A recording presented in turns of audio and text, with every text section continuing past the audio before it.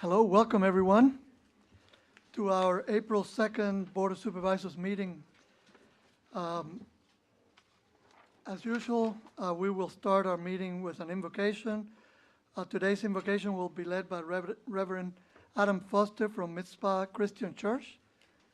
Reverend, if you'd come up, and then our Pledge of Allegiance will be led by Mr. Peterson. I'd like to thank the board for inviting me today, and I'd like to read the opening of Psalms 121 before I pray. I lift my eyes to the hills. Where does my help come from? My help comes from the Lord, the maker of heaven and earth. Heavenly Father, we thank you for this day that you've given us where we can gather here. Lord, I pray that you bless the supervisors and bless all those that are here. Lord, strengthen each and every one of us and guide us in this time. We ask this in your Son, Jesus' name. Amen. Amen. Pledge allegiance to the flag of the United States of America and to the republic for which it stands, one nation, under God, indivisible, with liberty and justice for all. Thank you, Reverend. And Mr. Peterson.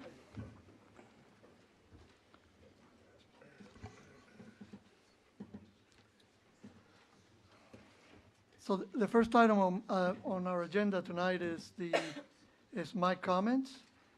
And first of all, I would like to thank everyone who came out to our town hall meetings. When we were elected, I guess about 8 years ago, we promised transparency. Since then, we've had more than 60 town hall meetings. This year's were especially well attended. I hope those who came got a lot of information on the budget. And it's not a one-way sharing. We also learn a lot on those meetings, and we take that information back and make adjustments to our budget, our policies. I also want to thank all the county employees that put a strong effort to making those presentations what they were. It takes a lot of work. And then they, on a long work day, they come out and they stay with us until, at least in a couple of cases, 9 o'clock at night. So I really appreciate it. And Mr. Budeski for presenting our budget and our successes. I think these town halls were really, really great. As well as the schools. They put together a great presentation and satisfied the citizens that they are getting their money's worth for their kids' education. One other thing I wanted to mention was that, as many of you know, there was a tragic accident at 288 and 250. As most of you probably know as well, we've been working with VDOT and the state to try to fix that intersection for some time. At this point, I think it's some of the work's already been designed. There's engineering work going on, and the work is supposed to be done by 2021. But we will have more discussions when VDOT comes up for their report, and we'll continue to work to push it and make it as early as possible. If you can help by raising the visibility of that project, please do what you can. With that, I'll turn it over to Mr. Budeski for his comments. Thank you, Mr. Chairman, members of the board. Just a few items that I have for you today. I, too, would like to echo the comments of the feedback from the town hall. We learn a lot when we go out and meet with our residents. But that's not the only format that we learn from our residents. We get a lot of calls and people that stop by and share their perspectives, and we get a lot of diverse thoughts and opinions on the budget process. So we're very grateful for that engagement.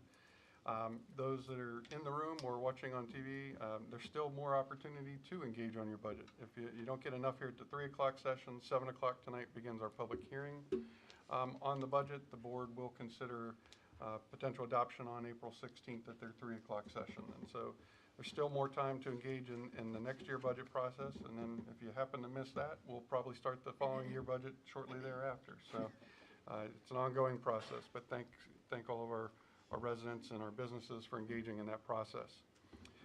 The Schools Education Foundation announced today their upcoming foundation event. It's going to be on May 4th.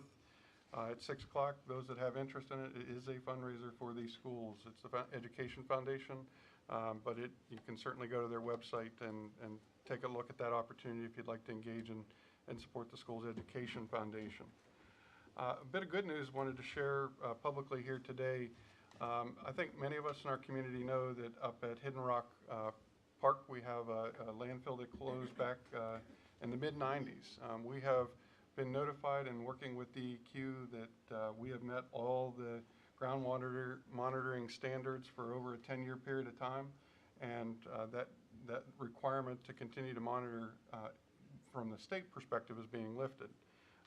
The board, in our discussions, we've decided that while we no longer have to stay under the state monitoring, we're going to go ahead and keep monitoring at least every other year just to make sure nothing is raised as concern as we move forward. But all of the efforts to address the cap at that landfill and monitoring have been satisfied to the state standards. Do want to not confuse, there is groundwater monitoring and gas monitoring. We will still be doing the gas monitoring ongoing, but the groundwater monitoring actually has been approved to stop for the DEQ standards. I also bring this up because the residents surrounding that will be given a notice of that nature, and so I wanted to share that here publicly today. Another topic that's actually on our agenda for this afternoon, Ms. Hunter will be talking about our zoning ordinance rewrite process. Really between now and fall, we're proposing a pretty intensive public engagement, board engagement, work session style opportunity to review the county zoning ordinance that will be consistent with the adopted comprehensive land use plan. And so there will be a proposal after today. If the board is comfortable with that proposal, we will then publicly get out all those dates and opportunities and share that with our residents. So there is a great bit of additional opportunity for citizen engagement in that process. And so hopefully by the end of this afternoon, we'll have a way forward on that particular initiative. With that, Mr. Chairman, ends my comments. Thank you, Mr. Budesky. The next item on the agenda is the citizen comment period. Anyone wishing to speak on any topic of importance to Goochland County, please step forward. I'm gonna open my notes up on my phone just so I don't lose track, so forgive me if I'm looking down, that's what I'm looking at. I'm Kara Bevel. I've spoken with all of you with the exception of the county administrator, and I apologize that I haven't gotten to you yet. This is a topic that my husband and I came to you guys a few years ago about. And basically it has to do with nuisance noise issues that my family is having. And sadly, this is obviously not the first time I just said that we've been here. We came in 2007, 2008, which was more than 10 years ago, over a very similar issue with a different neighbor. Basically at that time, we worked with the county attorney. I spent a great deal of time on the phone interacting with the county attorney's office at the time, trying to come up with a solution, and you all are very familiar with the history of the decimal meter or whatever it was, and that wasn't going to work for the community. And I realized that probably wasn't the best solution if I was looking at it, wholeheartedly. So it kind of got tabled, and we really did nothing with it, and here we are 10 years later. So the reason that I'm here, and in that instance, just so you all have a little bit of background, my neighbor across the way was basically partying several nights during the week till 2 o'clock in the morning. And so bad that my walls in my house would physically vibrate, and my 2-year-old would wake up going, "Mommy, Mommy." And I'm like, "It's okay, go back to bed." They would thump down the driveway. There was just all kinds of ruckus. They had ATVs and motocross bikes that they were running up and down the driveways, even so much coming on our property, riding at times. Although brief, my husband put an end to that quickly. So it was just obnoxious behavior and just beyond the norm. It was just rude. My husband and I are both very laid-back people. We don't mind you living and enjoying your home life. Just don't interfere with ours. And it just seemed to be, you couldn't talk to them. They aren't reasonable people where you can go over and shake their hand and say, "Hey, I'm so-and-so. Can we work out something?" That wasn't how that worked. And it was very well known amongst the neighbors, you didn't go there. So we didn't. In fact, the police were there more often than anybody else, and that was basically because the neighbors around would just get fed up and just call constantly because of the fighting and everything else that went on. But neither here nor there. So we contemplated moving, but in recent years, they've kind of tamed themselves a great deal, and they're pretty tolerable these days, and we get along fine. In comes our new neighbor. He's a young 25-year-old, first time probably in his own home. His mama's bought it for him. She's living in Glen Ellen. He's out here. And he's been delightful, to say the least. So I guess for me, I'm not gonna sit and rehash this, but what I will say is that I've watched the posts on social media throughout the years. This is a common problem throughout the county, although not, I just see people posting, do we have a noise ordinance? Do we have a noise ordinance? And it's similar issues, the same things over and over again, rude neighbors. I don't necessarily have an issue or want to regulate noise in the sense of farming equipment or farm animals or everyday, day-to-day thing. I don't think that's an appropriate measure. I think we all have the right to live on our property as we deem fit. But with everything, you have somebody that's always going to challenge the norm or what's sensible and push the boundaries as far as they can. And that's more in line with what I'm talking about, nuisance noise. People that are doing things beyond the normal level or standard of living, and they're doing it in an excessive measure. I have ideas about how we can do this so that the deputies aren't wasting their time. The board isn't having citizens calling them complaining. The citizen will actually have to do their due diligence before the deputy can engage. But those are all things that I need you guys to kind of say, you know, we're ready to do this, and form a citizens committee basically to visit this issue and actually let's do something. I know that Henrico and Louisa and Cumberland and like all the surrounding counties have come up with some type of document that helps relieve their citizens. In fact, I was looking at Henrico, their fines are outrageous. I was thinking like $250, $500, and then $1,500 for every offense thereafter. They've got $500, $1,500, and $2,500. Like, money makes you stop doing bad things. People, you hit them where it hurts, your wallet is where it hurts, people stop. I don't want them not to live their life. I don't want them to come out here and not, but I came to enjoy country life, and I can't do that right now. So I'm asking the board, consider respectfully getting together a group of citizens to look at a nuisance noise ordinance. I'm not talking about a regular noise ordinance to temper normal activity, but nuisance behavior. To give our deputies the ability to intervene and make our county the place that we all want to be. So I thank you for your time, and I'm committed to helping you all, you know, facilitate this in any way. You have my contact information. Feel free to reach out to me. My husband is willing to help as well, and I'm sure I can round up a couple neighbors. Thank you, Ms. Bevel, appreciate it. Thank you. Mr. Bodesky, could you give us Ms. an Bevel, update just on? to give you a little bit of perspective, I think there is a intelligent citizen in the last row, sharply dressed, that would also share some of your perspectives, that's been getting these petitions and other feedback, and has brought some of that thought to the board even prior to your comments. The board has asked myself and County Attorney McGee to host a community meeting listening session Okay. as it relates to the impact of noise to our residents and potential solutions. And so that could result in some level of noise ordinance that obviously Sheriff's Office will have to be engaged in those conversations in the long run. But you were part of the prior discussions, and they're asking us to reach out again. As you can imagine, there are people on both sides of this perspective, and so they've asked us to host this meeting. And so I anticipate we're going to get that date out here in the near future. All right, I will look forward to it. Thank Thank you. all for Thank your you, time. thank you again. Before anybody else comes up, I would like to invite the sheriff to come up. I think he's got someone to introduce to us.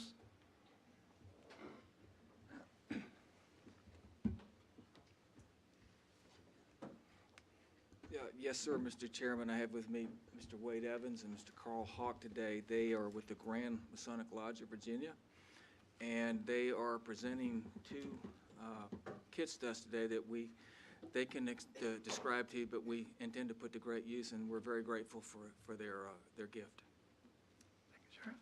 Thank you, Sheriff. Thank you all for allowing us to be here today. My name is Wade Evans. I'm a proud citizen of Goochland County for 14 years.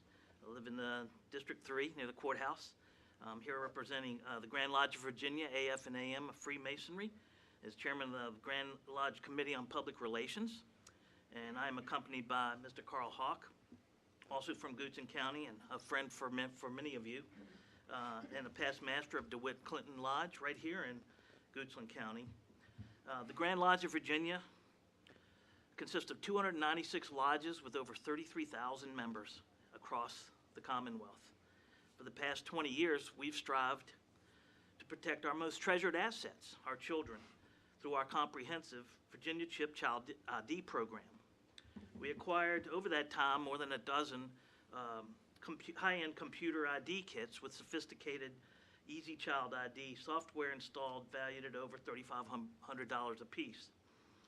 With these computer kits, we've ID'd thousands of children around the Commonwealth at our booths set up at shopping centers, fairs, festivals, countless nights at the Diamond Baseball Park, and anywhere else we could encounter children with their parents, and made personal records of these children for only their families to keep in case of an emergency.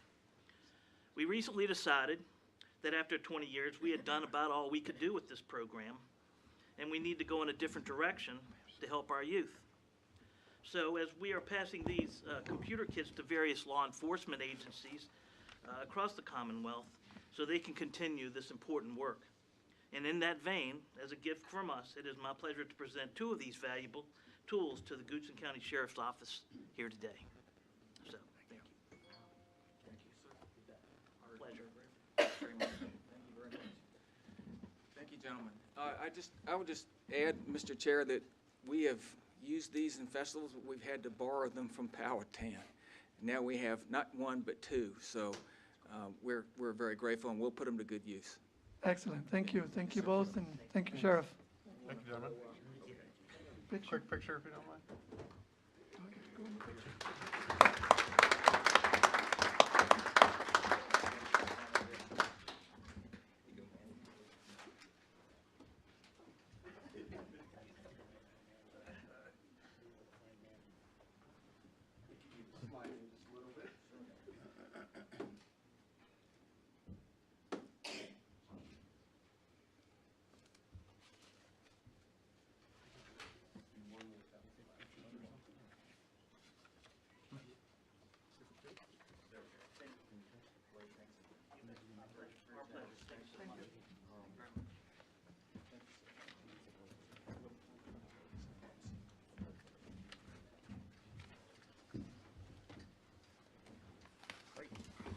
Okay.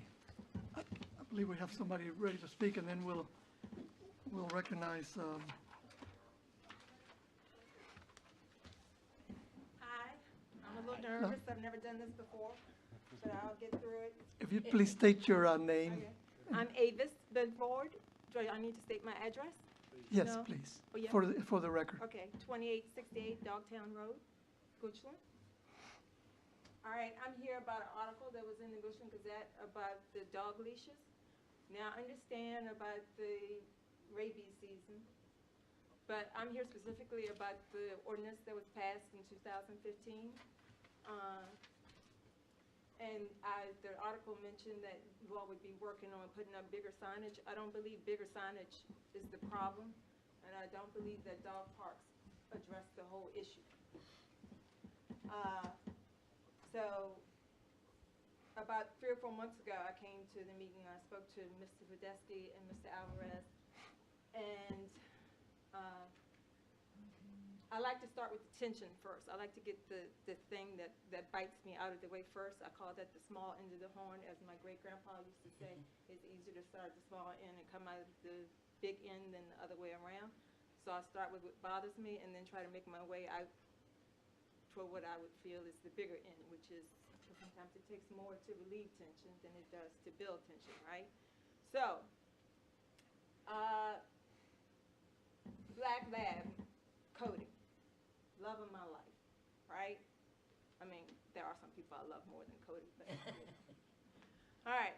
So I have some objection to this ordinance, but mainly because I'm not entirely sure what questions were asked. When I talked to Mr. Alvarez, he said that you all had received numerous complaints from people on trails about dogs that were on the trail without leashes. Well, prior to 2015, that's what you should have seen. So that begs the question, what kind of questions did you ask? Because if people have complained about dogs being off leash, but they haven't reported being bitten or being harassed, then what they saw was completely normal, and there is a difference between an observation and a conclusion. And I'm not here to say that their concerns were completely invalid. I'm here to address the fact that I think we, as a county, made too big of a leap to a stronger conclusion than we needed to make. Because if their concern was only about maybe the dog wasn't as well behaved as it should have been, there are ways to address that without police action. But anyway, we'll get into that. And I'm not gonna be here all day. I just made notes because I'm We, organized. we normally limit to 3 minutes, Okay. but I didn't say it to the first person, Okay. so. Okay, all right, so, and I know Mr. Badesky has said something about, he gets comments about dog bites all the time, but the research shows that dog bites tend to happen at home on people's properties at residences, not on dog trails and dog parks, because people love, as I do, their dog too much, and if their dog is aggressive, no one wants their dog to have the experience of biting someone, so they don't typically bring bad dogs or dogs with bad behavior to trails, because dog owners don't want that either.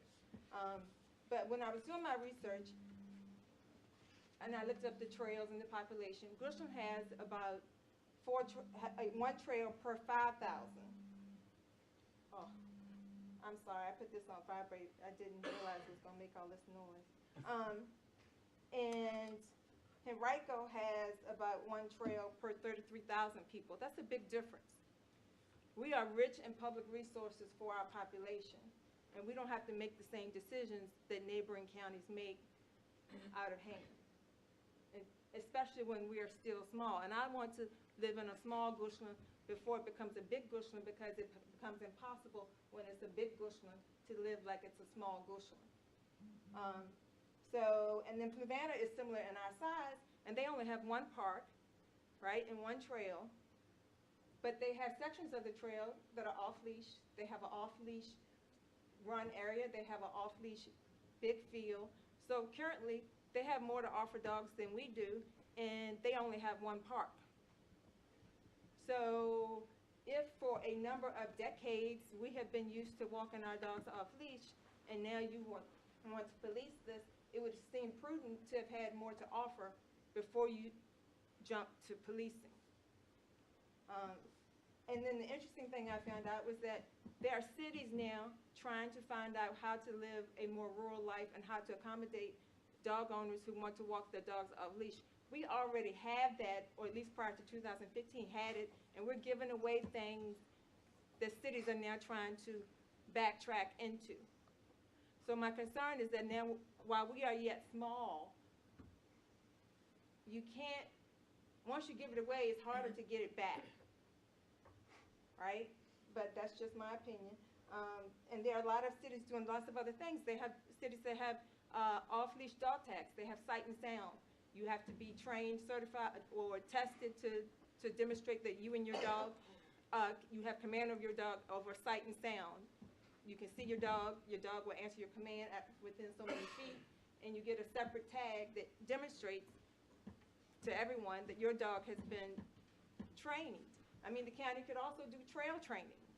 I just don't understand why we went straight to policing, but that's, and one of the things they look at too is that whether or not, when the cities decide what trail can be off-leash and what trail can, they look at whether or not the trail is underutilized.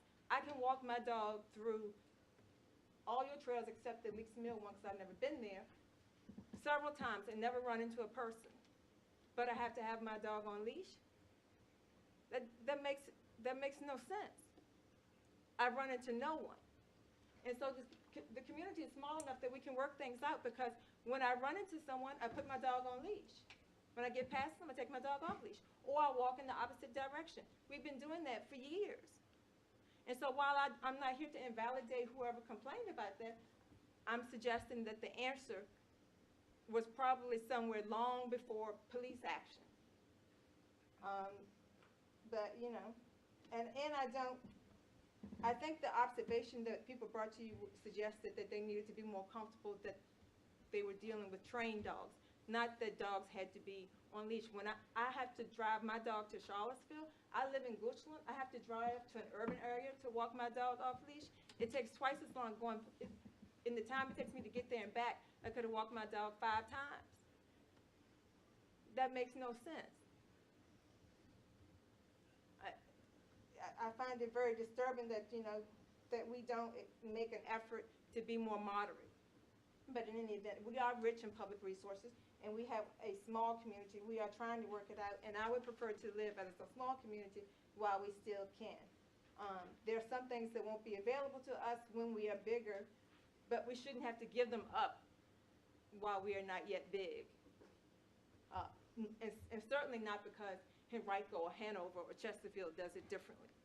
So what? We get to be Goochland.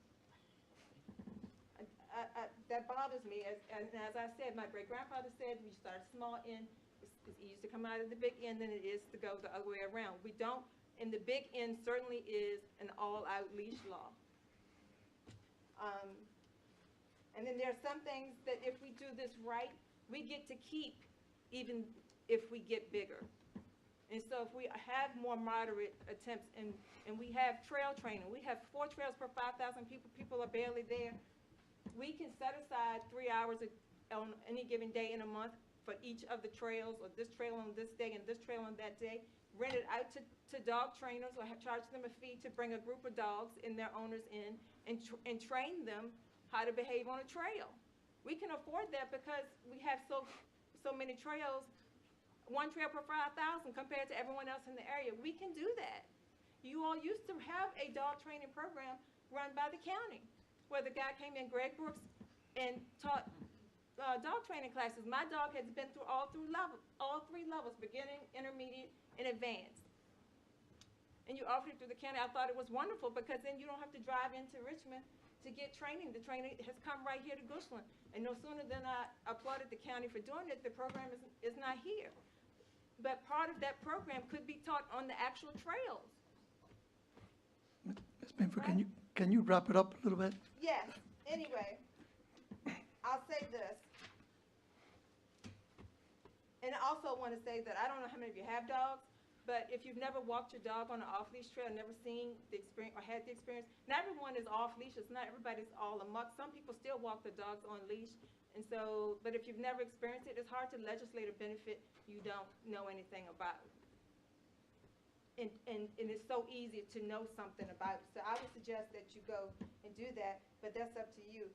The other thing I want to say is that I really am bothered by the pursuit of doing things just because other people have done it.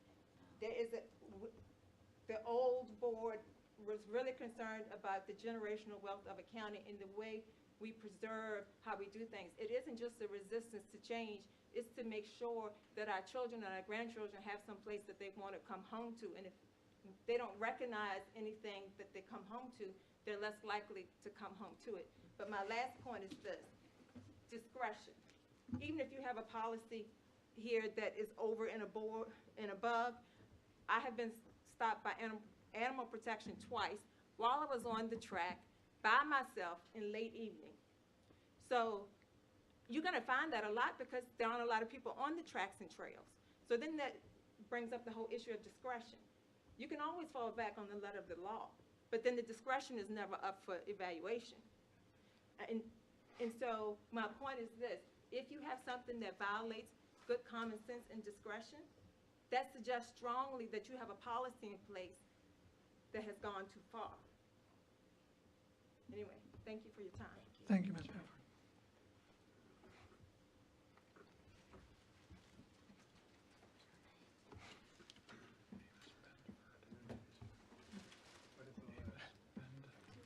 Medication.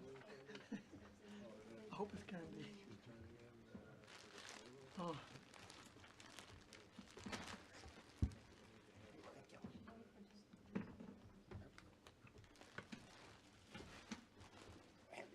Good afternoon. I'm Linda Moore, 2164 Prophet Road, Mannequin Sabbath.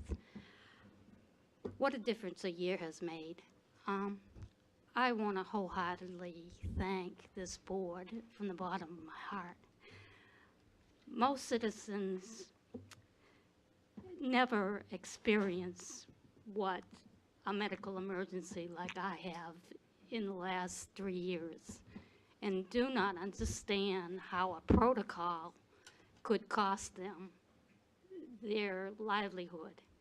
But a protocol could cost you an awful lot.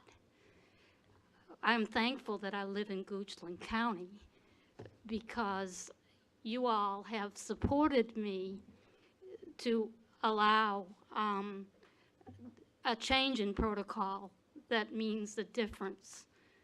I now can have glucagon. People say, well, what is glucagon? For a type 1 diabetic like me, glucagon is like epi. It gives me the medicine I need to bring up my blood sugar so that when I'm in a coma, I can bring it up safely. Right before then, I was subjected to something called D50, which instead of bringing it up slowly like glucagon, it brought it up so fast that I went into DKA, which meant it was, once it goes in, it took three to 4 days to bring it back down, which could have caused me to have a stroke. Explaining that to the medical personnel that all people are different with type 1 diabetes was a nightmare.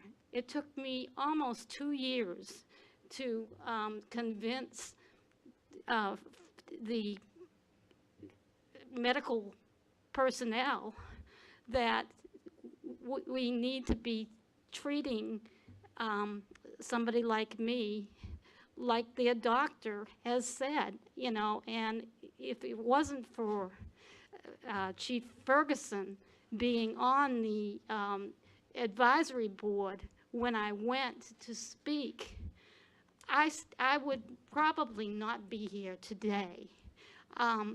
Twice I was subjected to D50. My husband can tell you that having a wife who couldn't see, who couldn't do anything for 3 days was a nightmare. And to have somebody say, well, nobody's ever reported it, so we don't have any documentation that D50 does that to anybody. Well, now I've got documentation, you know, that this is what happens. But, you know, I'd like to tell you, like I said, living in Goochland is a blessing to me.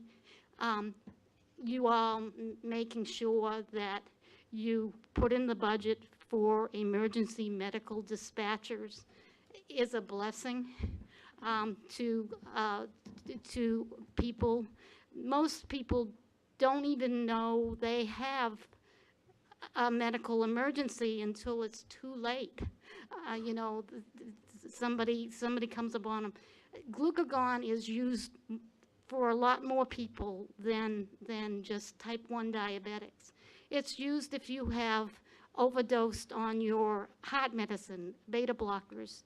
It's older citizens who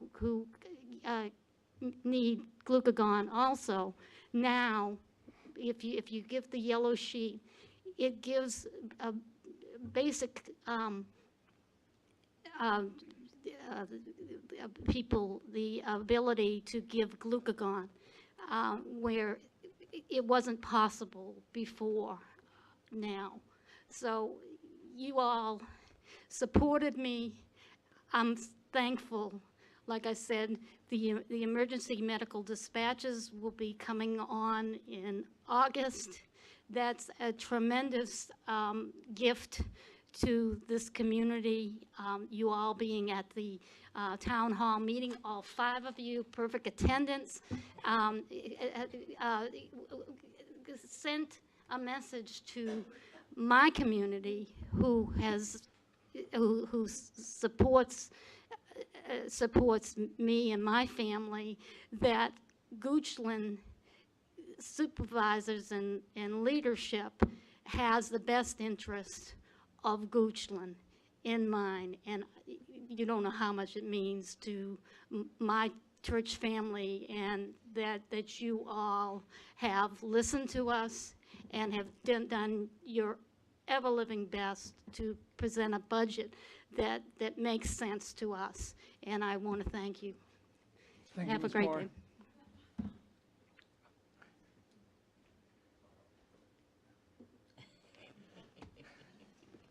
Anyone else? Seeing no one else for citizen comment, I will close it. Next item on the agenda, presentation and proclamations. proclamations? All right, so recognizing National Crime Victims' Rights Week. Somebody here for that? Maybe not. She was Can we going to just- be here. Yeah. Not quite sure what happened. Who's supposed to be here? And Jesse, Oh, should we, you want me to read it into We the could- record? and yeah, still vote? that would be fine, Okay. please. Whereas this commemorative week celebrates the energy, perseverance, and commitment that launched the victims' rights movement, inspired its progress, and continues to advance the cause of justice for crime victims. And whereas crime can leave a lasting impact on any person regardless of age, national origin, race, creed, religion, gender, sexual orientation, immigration, or economic status. And whereas incorporating communities' existing experts to fully serve survivors will develop a criminal justice system response that is accessible for all victims of crime. And whereas with the unwavering support of their communities and victim service providers behind them, survivors will be empowered to face their grief, loss, fear, anger, and hope. And whereas serving victims and rebuilding their trust restores hope to victims and survivors, and whereas honoring the rights of victims, including the rights to be heard and to be treated with fairness, dignity, and respect, and working to meet their needs rebuilds their trust in the criminal justice and social service systems. And whereas National Crime Victims' Rights Week provides an opportunity to recommit ensuring that all victims of crime, especially those that are challenging to reach or serve, are offered culturally and linguistically accessible and appropriate services in the aftermath of crime. And whereas the Goochland County Victim Witness Assistance Program is hereby dedicated to strengthening victims and survivors and working for a better future for all victims and survivors.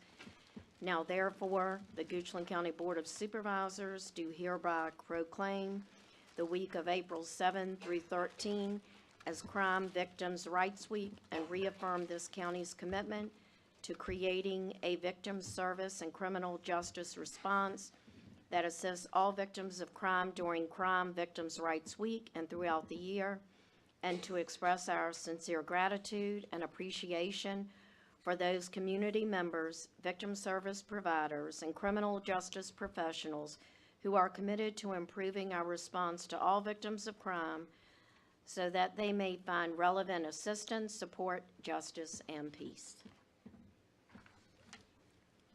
Thank you, Ms. Piskowicz. Motion. Do we have a motion to approve the proclamation? So moved, Mr. Chairman. We have a second. Second. We have a motion and we have a second. Any discussion? If not, all in favor, please say aye. Aye. Opposed, nay. The ayes have it. The proclamation is approved. Next, we have a proclamation recognizing April 2019 as Child Abuse Prevention Week, or Prevention Month. April is a month, isn't it? Ms. Jefferson, would you come up? She may have some friends with her as well. And your entourage as well. Yeah, come on. Mr. Alvarez.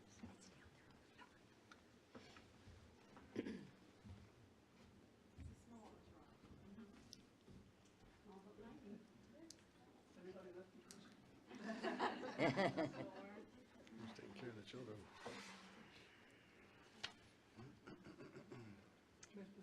Okay, I will. Whereas regardless of whom they are or the circumstances of their birth, all children have the right to safe, secure, and supportive environments free from abuse and neglect. Whereas April is National Child Abuse Prevention Month. And whereas during Prevention Month, Virginians are reminded of the courage it takes to raise a child, and that all parents have the right to the support and knowledge which child rearing demands. And whereas child abuse is one of our nation's most serious public health problems, with scientific studies documenting the link between child abuse and neglect and a wide range of medical, emotional, psychological, and behavioral disorders. And whereas child abuse can disrupt early brain development and serious chronic stress and can impair the development of nervous and immune systems. And whereas children are the foundation of a sustainable and prosperous society, and our prosperity as a state and nation is built on a foundation of healthy child development.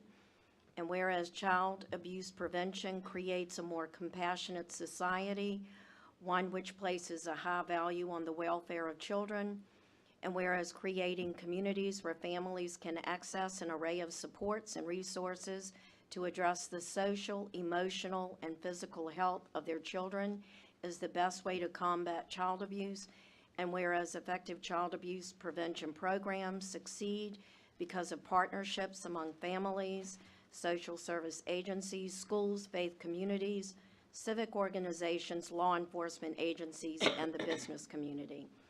And whereas displaying a pinwheel during the month of April will serve as a positive reminder that together we can prevent child abuse and neglect, and by doing so, keep children safe.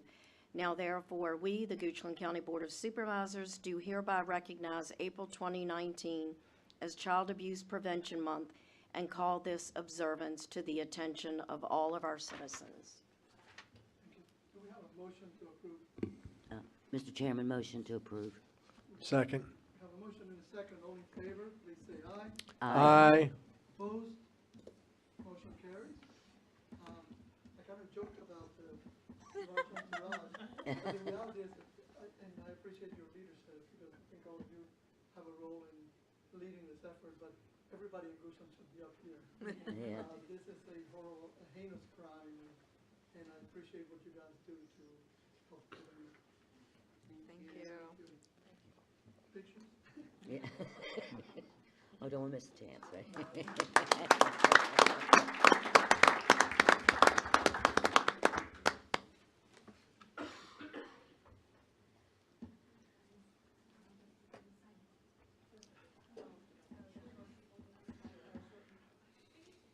I like these. But I'm not a big fan, I'm not a big men fan, but I like these.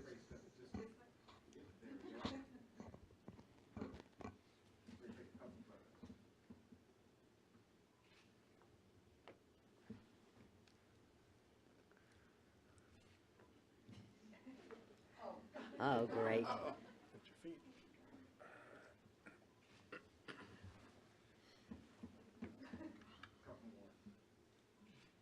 If you don't mind, Minnie.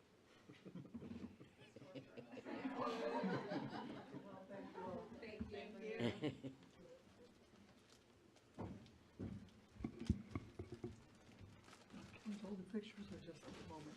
A lot of pictures. Yeah. You're getting way ahead of me. Minutes down there. Would you like a picture with the minutes? Yeah, of course.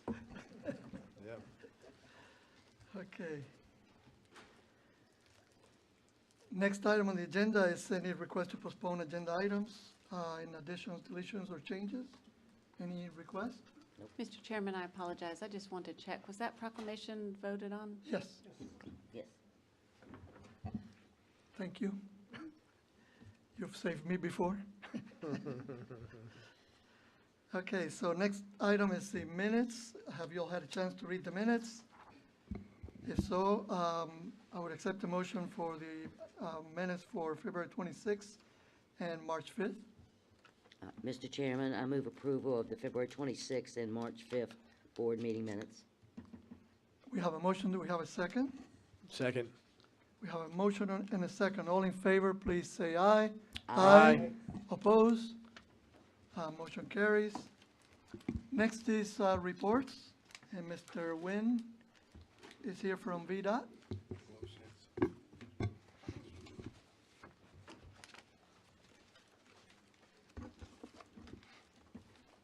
Mr. Chairman, members of the board, Mr. Badesky, Marshall Nguyen with VDOT.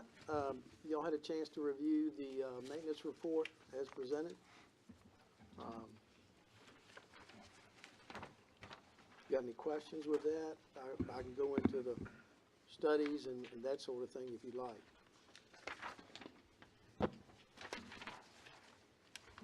questions on the report for Mr. Nguyen? Yeah, Mr. Chairman. Mr. Nguyen, I just wanted to ask you about, I guess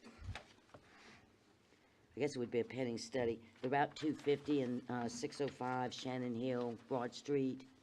Yeah, that one, the study has been completed. We're gonna add some, we're gonna refurbish the stop bars on Shannon Hill Road, 605. 605. Both legs of it. Right.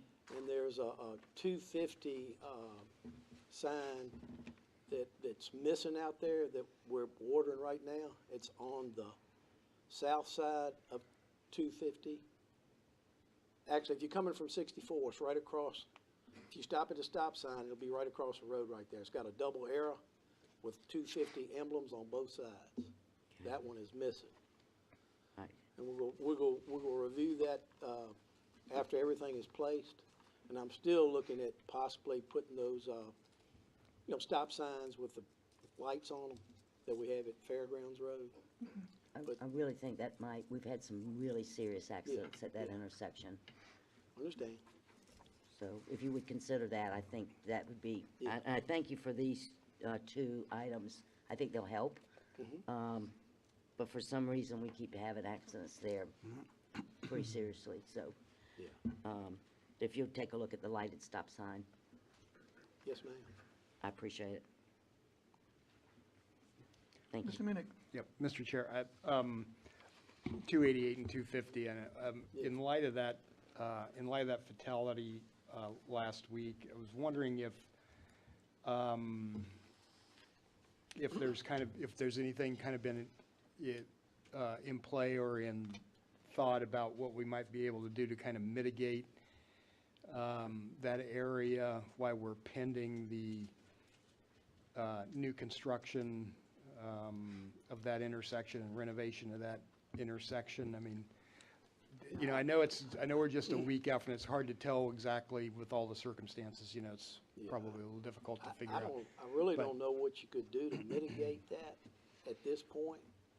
I know we're still trying to advance the project a little bit. Yeah. What they're looking at right now, they basically dotting all the i's and crossing all the t's to make sure there's no work orders that come up when construction does start. And that's got to do with the right-of-way, the utilities, how everything is tied together. Yep. And I know that the project, it was a smart-scale project, and it was approved. And originally, it was slated to go in 2022, as I remember. Yeah. And we've advanced it almost 2 years now, and hopefully, we can advance it a little bit more.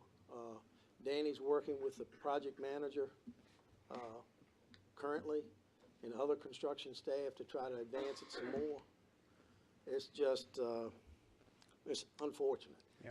That's all I can say.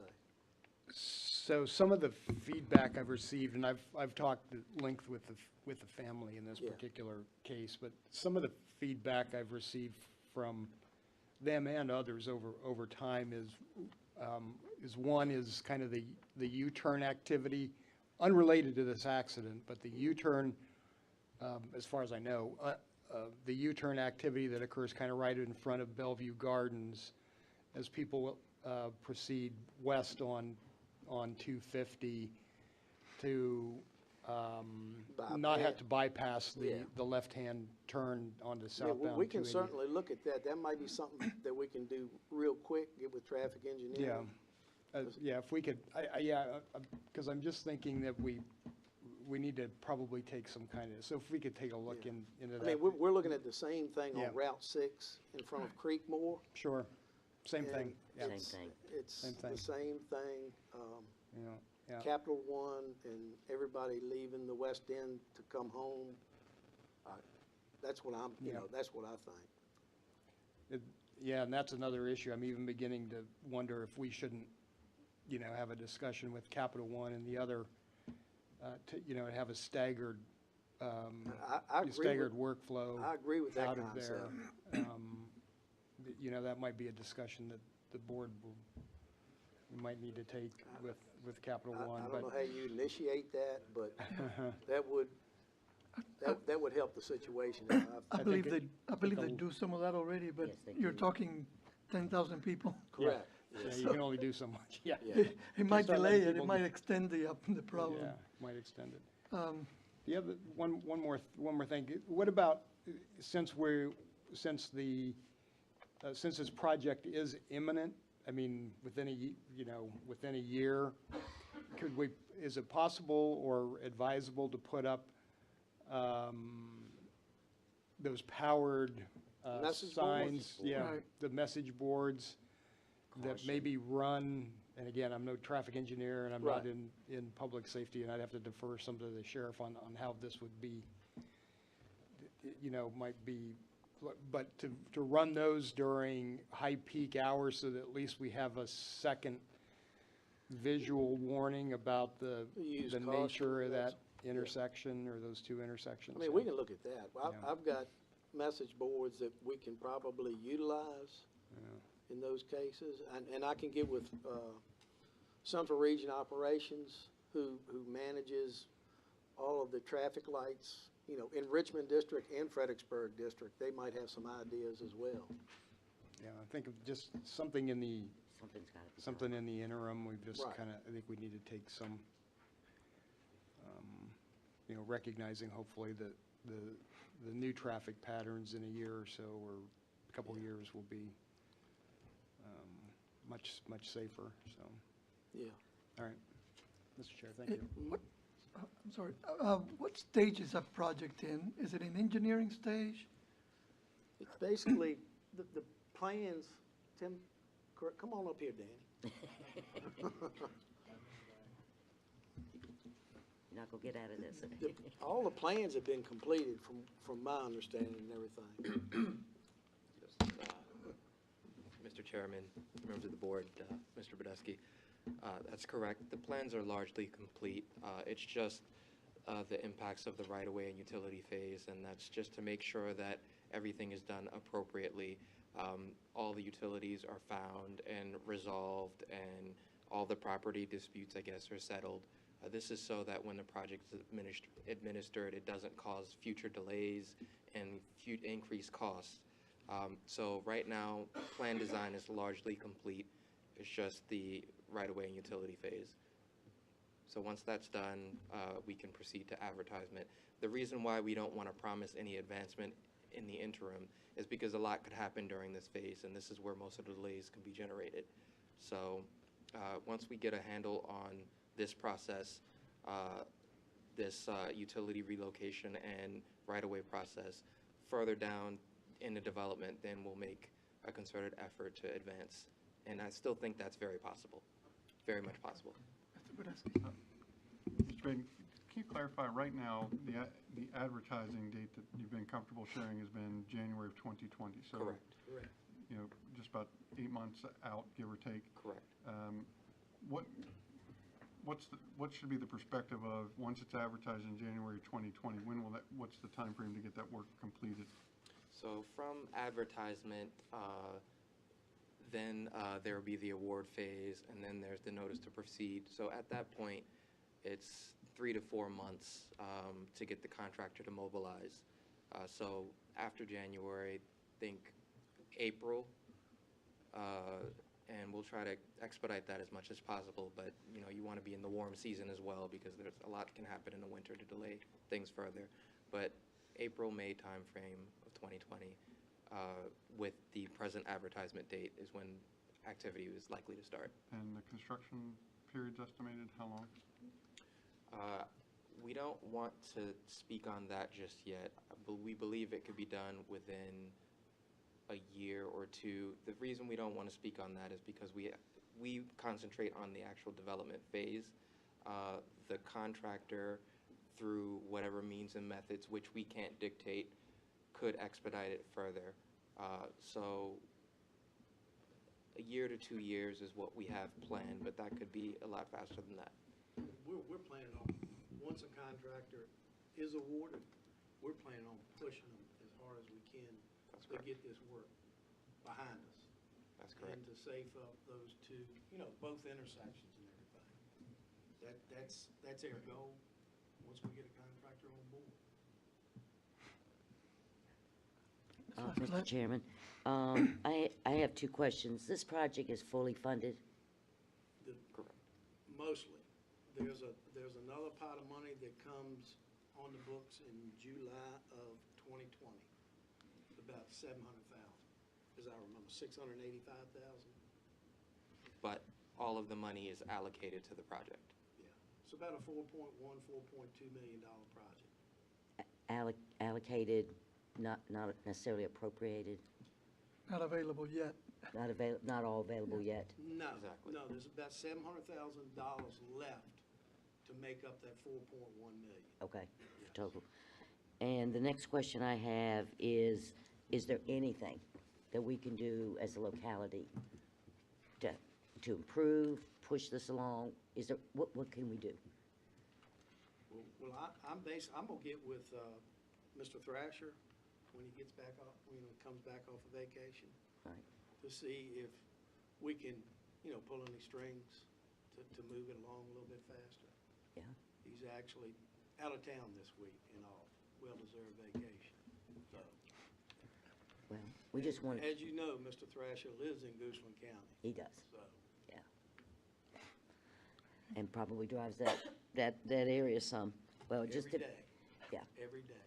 If there is anything that you can suggest that we do, I think this board would be open to it, and that's just my opinion, but.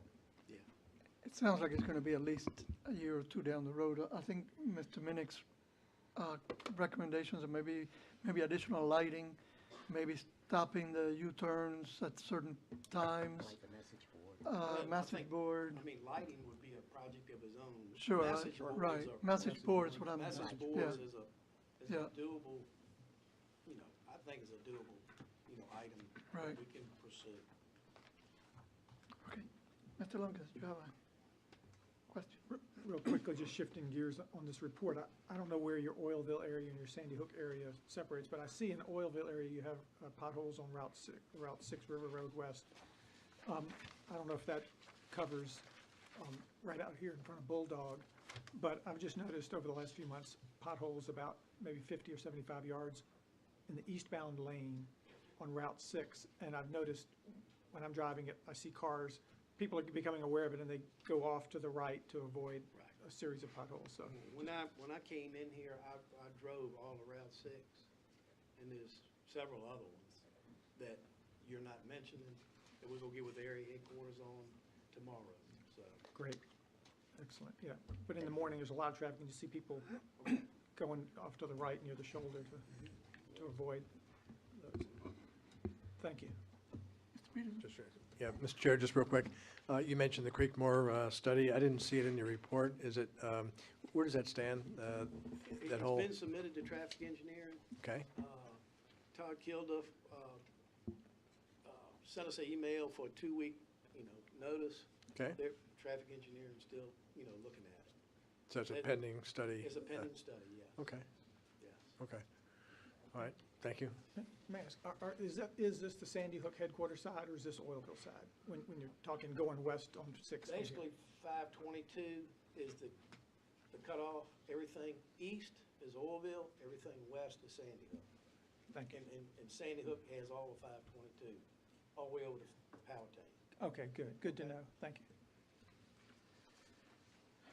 Any other questions for Mr. Nguyen? No? Appreciate it. Nope, Thank- that's all you do. Thank you, Mr. Nguyen.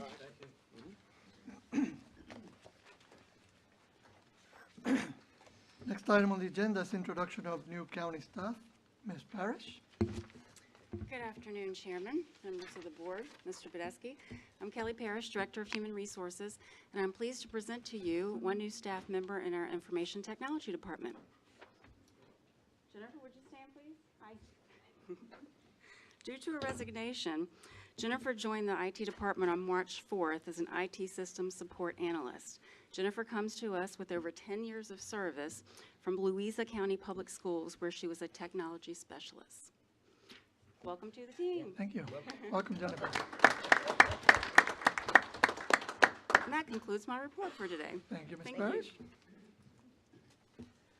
Next on the agenda is the planning and development activities. They're in our packet and accounts payable. Any questions for staff on those two items? No. If not, we'll move on to the consent agenda. Mr. Bureski, you want to take us through the agenda? Thank you, Mr. Chairman. For those that are not aware of what the consent agenda is, these are items that will either be referred and considered at future times or have been discussed prior with the board. Often we also accept different kinds of grants and budget transfers in the consent agenda. Today we only have 3 particular items.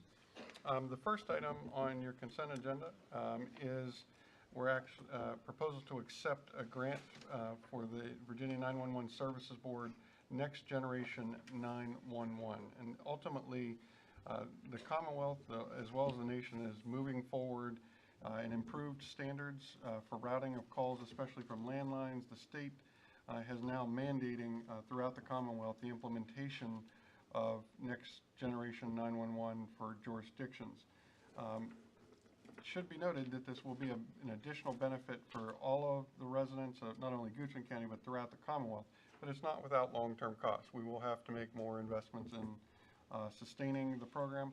However, the state, as they created what will ultimately be a mandate passed down through all jurisdictions, they created a pool of funds to assist jurisdictions with the initial implementation. Goochland County applied for and has been awarded $229,152.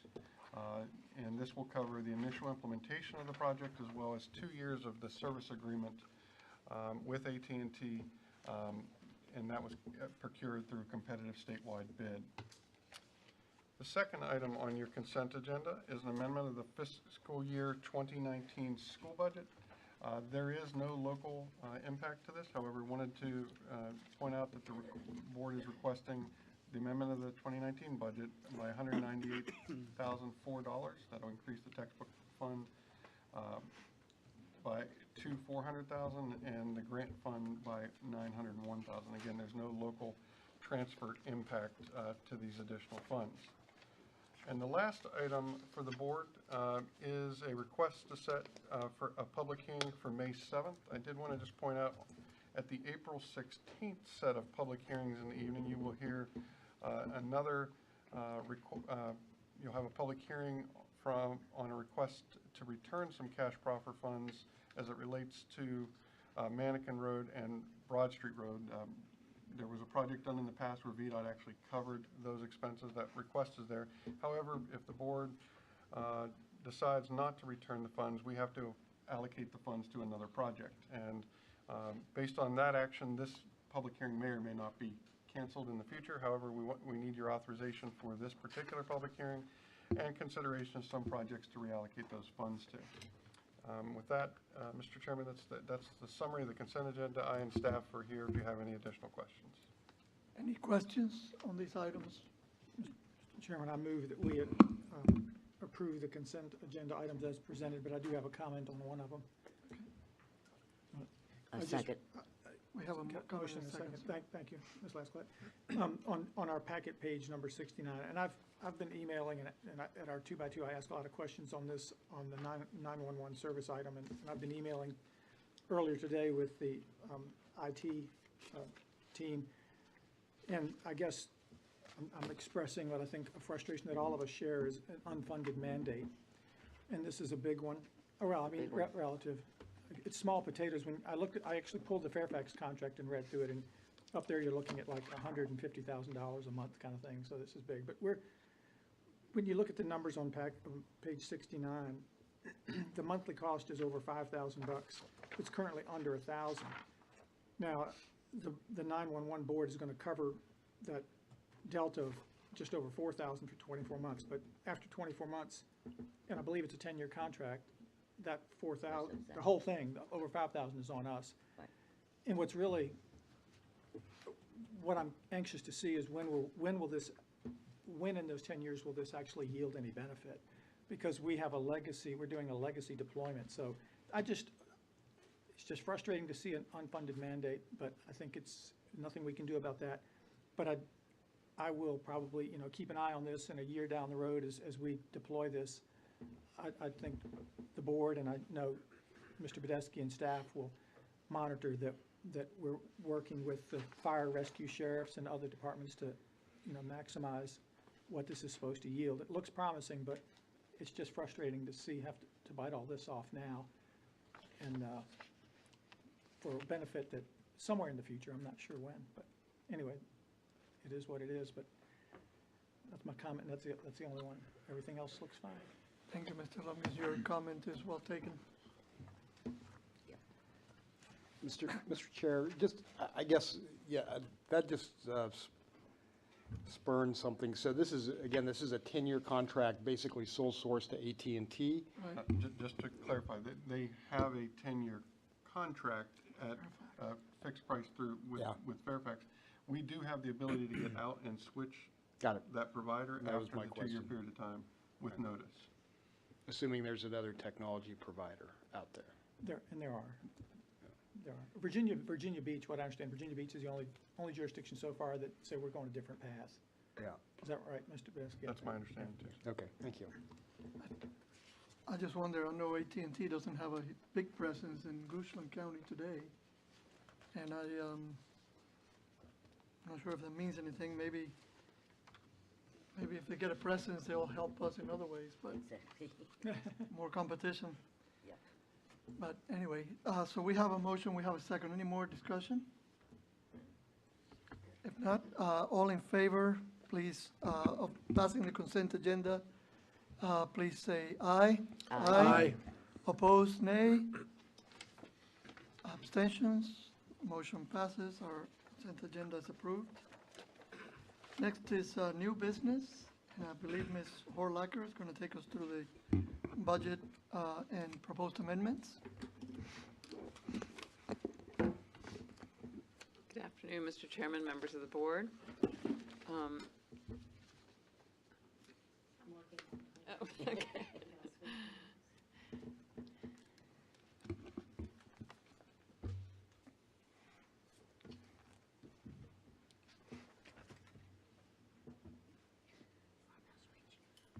There we go.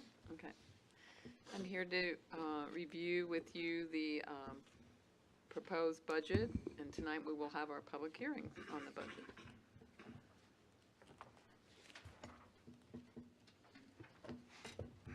It's not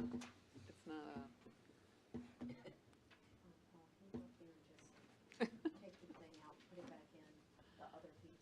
oh.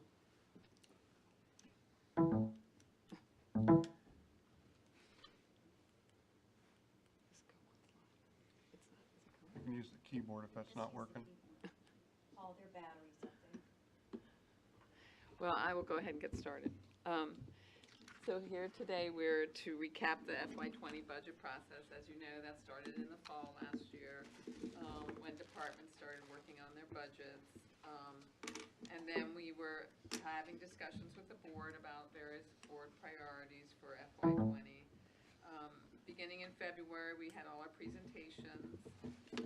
Thank you. We had all our presentations, county administrator, the school superintendent, and and many of the department heads talked about all the functional areas. In March, we had our workshop with the school board on the 25-year CIP, and we also just concluded our series of 3 town halls. Tonight, we will have our public hearing on the budgets, and adoption and appropriation are slated for April 16th. So just to recap the numbers a little bit, our general fund increased 5.8%, or about $3 million.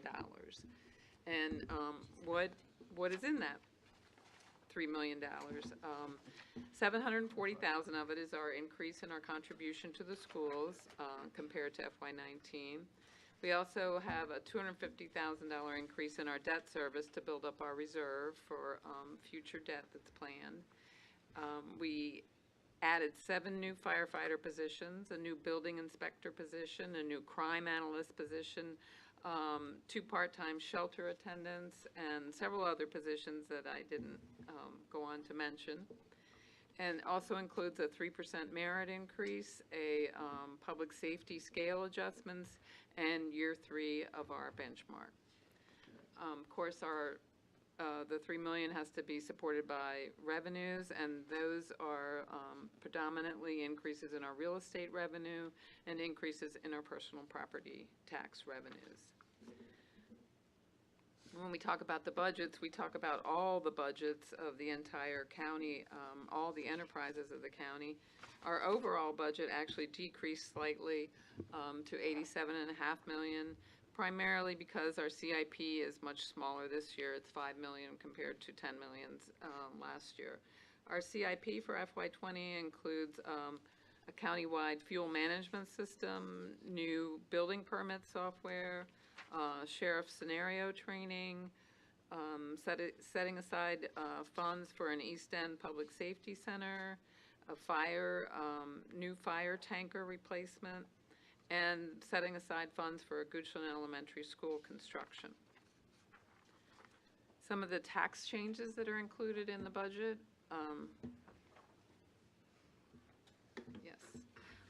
To decrease the personal property rate, so the car tax rate from $4 to $3.95 per $100 of value. To increase the real estate property relief for our elderly and disabled from $800 to $900.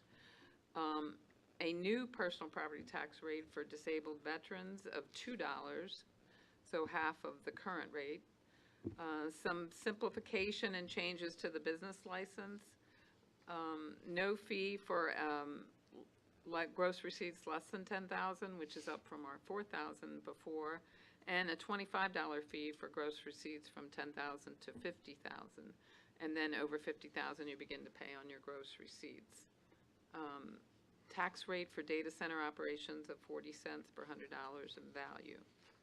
We also had numerous fee changes. The county attorney's office, created a transparent fee schedule, which eliminates the vehicle license fees. So the decal that you don't get anymore, that's been eliminated. They decreased the conditional use permit fee for towers. We simplified and decreased peddlers' fees. There's new adoption fees set in there so that when we begin to use the new animal shelter, all animals will leave the shelter spayed and neutered. And we also have instituted a new courthouse construction fee. And of course, utilities is part of the budget. There's some user fee increases that we've proposed in the budget. 5% water rate, 6% sewer rate, and also for the first time in many years, we've looked at the water and sewer connection fees and have proposed increases in those as well. As we get to this point in the budget, there is always a few amendments, things we've overlooked, missed, et cetera, things that came up in between. So we'll discuss those budgets at this time. No, nothing has to be done today, and then we will fully incorporate them into the budget as it's presented in 2 weeks for adoption. So one of the amendments was that we missed on budgeting a vehicle for a new building inspector position. We would, those funds would be covered by a decrease in what we call a reserve for contingency, so it would have no effect on the total budget. Another possible amendment would be a $9,000 increase in the planning department. The planning commissioner members currently receive $150 per meeting, and the chairman receives $200. We are proposing in this budget that effective July 1st, the members would receive $300 per month. It should say per month on your slide, and the chairman would receive $350 per month. And that would also be covered by a decrease in the reserve for contingency line. And then there's also a possible amendment that would increase the salary of the Board of Supervisors, and this would not be able to take effect until January 1st of next year. The current chair receives $15,000 and current members receive $12,000. The proposal is for the board chair to receive $19,000. the vice chair 17, and members $15,000 a year. And another amendment involves Before you leave the, that one, Barbara, just to be clear. Yes. If the board would consider that particular amendment, there would be a separate motion prepared and action taken on that particular one at time of adoption. It won't be rolled into the total budget. and that would be in 2 weeks. Because of updates, there have been a few minor decreases in the grant and special revenue funds of the schools. It would not affect the county funding. It just decreases their total budget by a little more than $2,000. There was a lot of discussion about the CIP at our meeting with the school board. Also, we took some actions, you took some actions last month to provide funds in order to purchase some land in the courthouse area. So in order to equal that all out, those funds came from the East End Public Safety Center set aside. So next year's budget, the judicial court, new court building would actually only have $50,000 set aside because they got their $450 this year.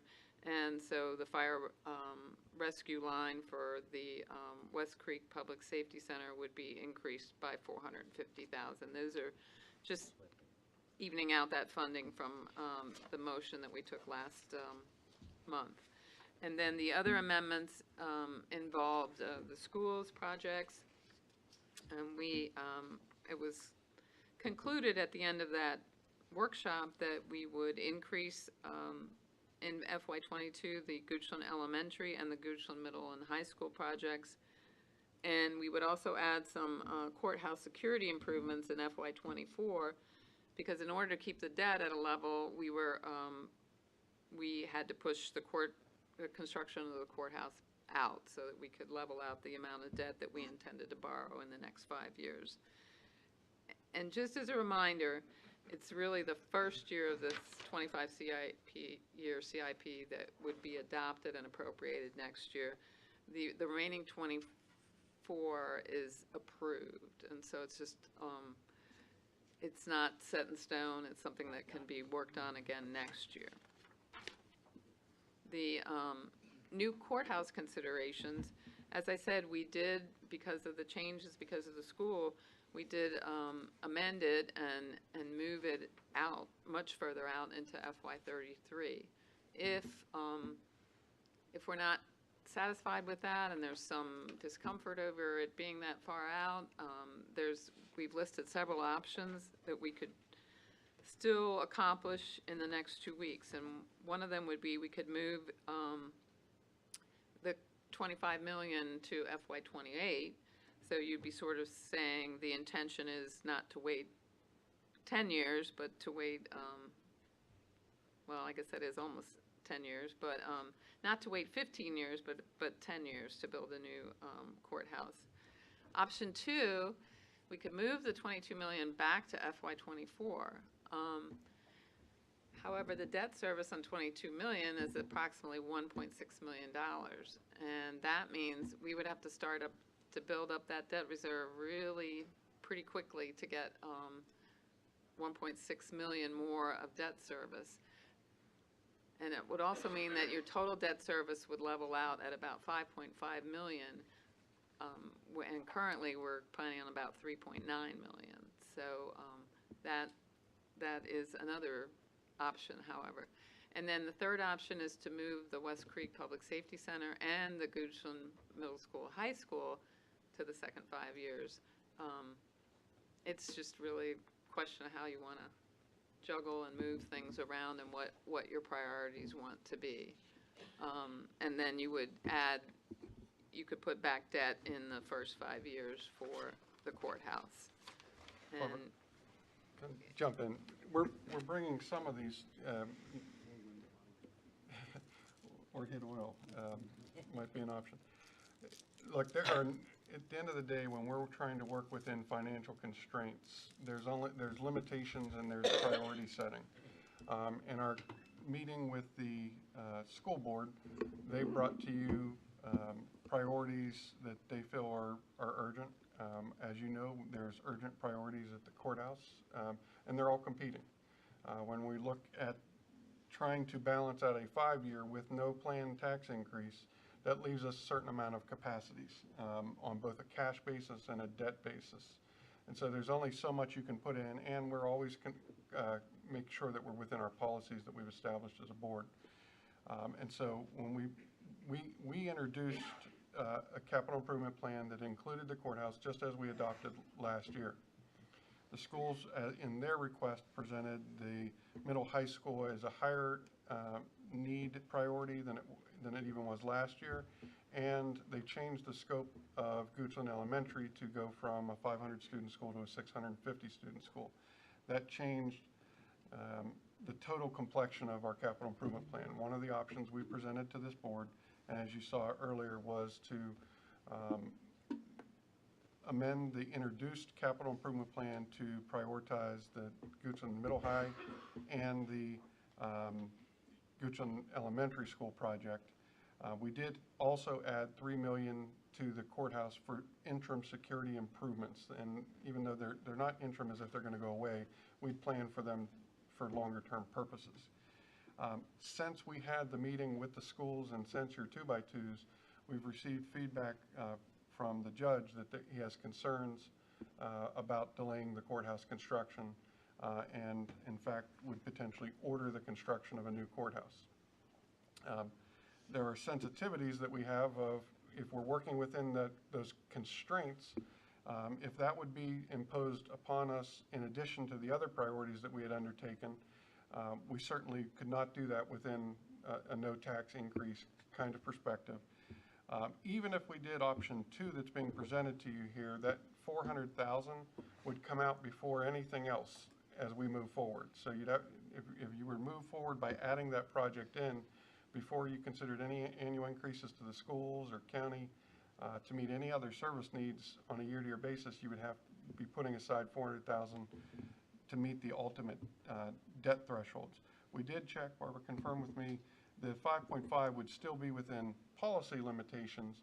However, it would dramatically limit our ability to meet our ongoing operational needs as we move forward. Option 3 basically moves those priorities out and that we had talked about earlier with the Goochland High School and our West Creek Public Safety Center Fire Station building to beyond the 5 years and move the courthouse up, but at a lower total amount. So how do you proceed from here? Right now, you have a potentially amended one that brings the schools pieces up. And I will tell you, we have a meeting scheduled with the judge to discuss this a little bit further. The soonest he could meet with myself was April 12th. And so considering our timeframes, what are your options? Because that only leaves 4 business, well, not even 4 business days before you're being requested to adopt. We can move forward with the options as presented, as Barbara shared with you. You're only really adopting fiscal year 2020, and we can work over the next year to try to resolve this and to the best extent of our ability. You could modify in any way that's seen here or others that you'd like to discuss.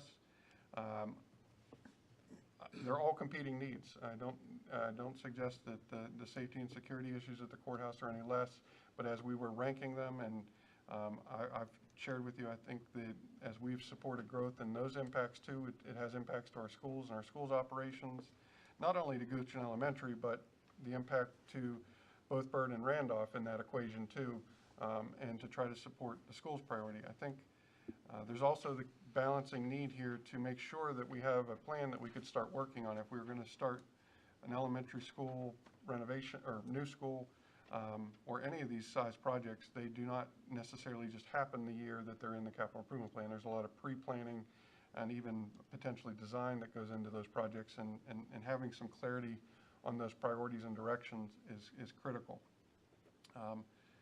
So you have a lot of options for consideration here. I do think the meeting with the judge will be valuable. Obviously, even though we were projecting to delay the courthouse, we weren't completely neglecting. We had some funds there to assist in interim improvements. In fact, you just approved about $640,000 for a security entrance improvement that's about to be underway here, actually underway at the courthouse. But again, no less of a need in our community. It's just trying to balance them all within the constraints that I'd outlined. So we're glad to do our best to try to answer any questions. We wanted to not only bring you a problem, but also bring you potential options as you considered your way forward here. Okay. Questions for Ms. Horlacher or Mr. Bodesky? I'll go first real quickly, and I see Mr. Peterson's got his pencil out, so I'm looking forward to seeing what he has There you to go. say. He's got the chart. He doesn't need a calculator. That's right. Yeah. But if we are having to roll up our sleeves and really get our heads around this, a question that jumps out at me from this slide and from what I'm hearing so far is, what is the planned cost for a courthouse? If I'm seeing this correctly, it looks like 25 million, whether it's built in FY28 or FY23 or anywhere in between. So is that a plug figure, or, I mean, because obviously the further out, I think the more it's going to cost, right? Yes, sir. And projects that are 5-year out, we use a Marshall and Swift estimator on square footage and sort of project an annual increase in that cost. They are not at design level estimates. And so that project was out. There would be a cost increase as we go beyond 5 years. I think that's a fair consideration. And those costs are revisited as we get in further in the plan. But there is a cost to delaying. And 25 million even at year 5 was an estimate. Okay, so I mean, to me, it's nearly impossible for us to make an informed decision if we're not figuring something, using something to show these numbers changing, if you're going further out. But again, I know the point is after 5 years, it's very much a plan and subject, absolutely, not just subject, but will be changed, we know. Thank you so much for calling it the West Creek Public Safety Center, too. I appreciate I tried. it. You just need to get another picture and you had a little fire station. So, 22 million. Explain option 2, if you, and do we have to, in a couple of weeks, we have to pick something, On right? April 16th, you have to adopt some amended plan, or you can go with the introduced plan. But at adoption, we try to project that, especially the first, I mean, you're adopting a 25-year CIP now as well. Right. Right. But we usually balance 5 years of the 25. Well, I think it's important that we hear from the judge, because my understanding is what we've heard has just been third hand. And so I'm looking forward to hearing, and I hope I can join you, Mr. Bodesky, on April 12th to hear, but I obviously want to get what feedback we get from the judge. We want to get it to the other board members, because that certainly will inform me what are the areas of concern, because we do have, I think we are making a commitment already when we were contemplating this change to the CIP a few weeks ago. We're looking at, what 2 million, 2.5 million, or 1.5 million in security improvements? We have 1.5 million for land acquisition in the budget, and then we have 3 million in the 5th year of the first 5 years for security improvements, and then the additional 25 million further. So it's really a total of. Okay, so right now, though, we do have, setting aside the land acquisition, we have. We do have the 3 million 3 million. in the 5-year plan, in the balance part of the plan. Is that spread out over time? That's not just 3 million in the 5th year, is it? It is 3 million in the 5th year right now. So we can't, so the plan as that's designed is not going to start addressing security things sooner than year 5? I mean, it's part of the debt package, and I mean, it would depend as we got closer, if we issue the debt sooner than we think, if we issue the debt all at once, it just depends on when and where we get those funds. But, I mean, so it's conceivable, it could be any time in the 3 to 5 year time frame. Right now, it's just sitting in the 5 years. And so even the 3 million estimate was attempted to be a bridge, knowing that we were extending the life of the existing facility. So we have not had detailed conversations of what that would even be targeted towards. And certainly judge and sheriff and others would be consulted as we made those plans for that investment. Thank you, Mr. Chairman. What, if we go with any one of these options, what commitments are we making that'll be applicable next year?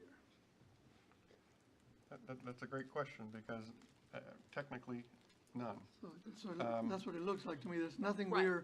we have to do next year. Nothing will affect FY '20. So And we have, that's the year that's. so rather, I mean, I just don't want us to think we're in a bucket where we have to make a decision in 2 weeks. No. We you have some can- room. We could make a decision and still next year come Right. back and. I mean, you can leave it relook the at way it is right now, which is that it shows in FY '33. Right. Um, And that may not be the best way to go, but Right. it's one of the ways. And then that gives you a year It to could be to changed work next on year. the Based on this, considerations. Yeah, I think that the consideration here is really to try a planning approval. Because I think that, certainly for us, the courthouse is probably the largest county priority in the entire county side of the CIP. For the schools, the Goochland Elementary School is their by far top priority. And I think from a planning perspective, there's a lot of effort that goes into identifying the site and working with the neighbors and all the kind of work and pre-planning. That's what whatever we're approving here allows some of that to progress. We're not borrowing any of the funds, even in the next 2-year window. It's more of and certainly not for the budget year that we're adopting. So there is time to change, but having a CIP that sort of whipsaws back and forth does hamper the planning process as well. Mr. Peterson? Yeah, Mr. Chair, thank you.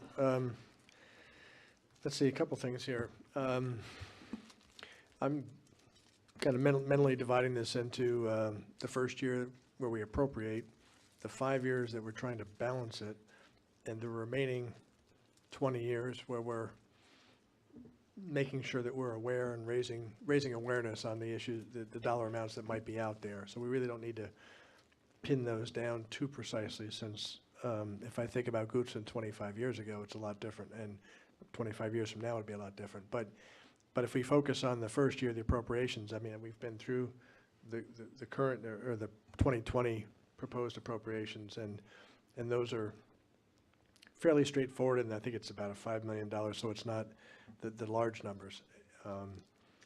So if you take them one at a time, the first year, the appropriations, again, that's not where your big numbers are. It's in the 5 year where we're trying to balance things, where there's some large numbers. And those large numbers, as I add this up, are in the next 5 years, it looks like we've got more than 45 million for schools. And the courthouse, which currently has been pushed out, is about a $25 million number. And then the West Creek Firehouse, about $5.5 million. So those larger numbers are in the first 5 years. I know we've been working very hard within the constraints that Mr. Badesky has mentioned.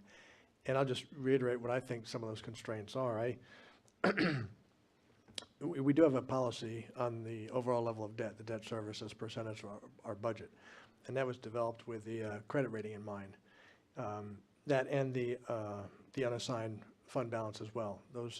That gives us unused debt capacity and unused reserves that are available in case there is difficult times or downturn in the economy. And the rating agencies look very hard at that to determine what our credit worthiness is. And that credit worthiness, as we access the capital markets to fund some of these large dollar amounts, the lower the interest rate is, obviously, the more money we can spend on the projects themselves. So there's a redirect, if you will, away from paying debt service toward the projects. So the better the credit rating, the more money we can actually get to the projects themselves. So I think we want to keep that in mind to protect that rating, obviously. And then the other constraint, so we have a debt constraint and leave the unassigned reserves alone constraint, just so we can maintain that credit rating. The other one about the tax increase, we do have a 53-cent real estate proposed in the budget. There is also a 32-cent ad valorem for the eastern end of the county, which is our designated growth area. You combine those two and you get up to about 85, which is very close to Henrico. one of the things that's going to help pay for a lot of these large numbers is our economic development on the eastern end, which is our prime economic development area.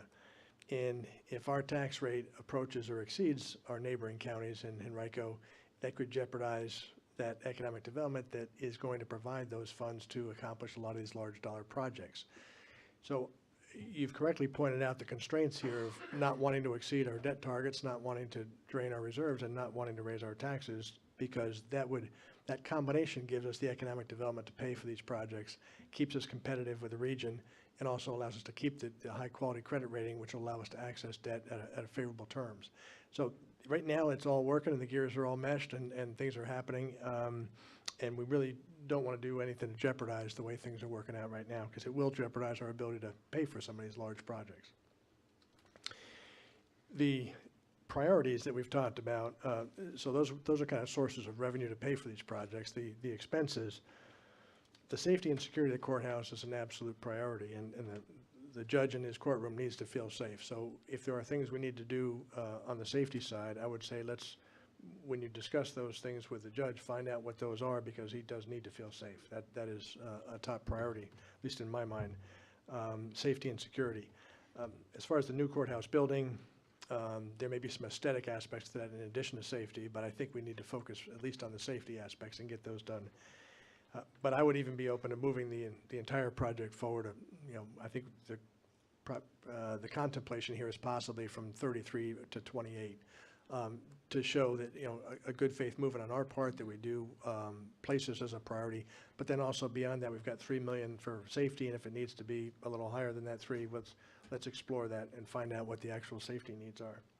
A second priority is obviously fire safety and fire rescue, and we've got a new courthouse, or a new West Creek Public Safety Center on the books, and that's about a $5.5 million project. Perhaps you could explore ways to provide that coverage without building the brick and mortar. So if we were to beef up the assets and personnel at Company 3 and Company 1 to provide enhanced coverage with, instead of 2 people, maybe 4 people or 6 people, so that we could extend that fire safety coverage and provide better response times from our existing brick and mortar, that might be a way to save. Now, again, that's a $5 million project. It's not going to be the large dollars. But the other thing is, we do have at least 3 locations we're trying to pin down, and I would like to pin down at least the locations. There's 2 in the other side of the county and then 1 in the West Creek. I'd like to get all those locations pinned down and then beef up our assets in our existing brick and mortar, perhaps before we build more brick and mortar, as a more efficient way to use the assets. But fire safety is absolutely a top priority, and it shows our 2020 budget.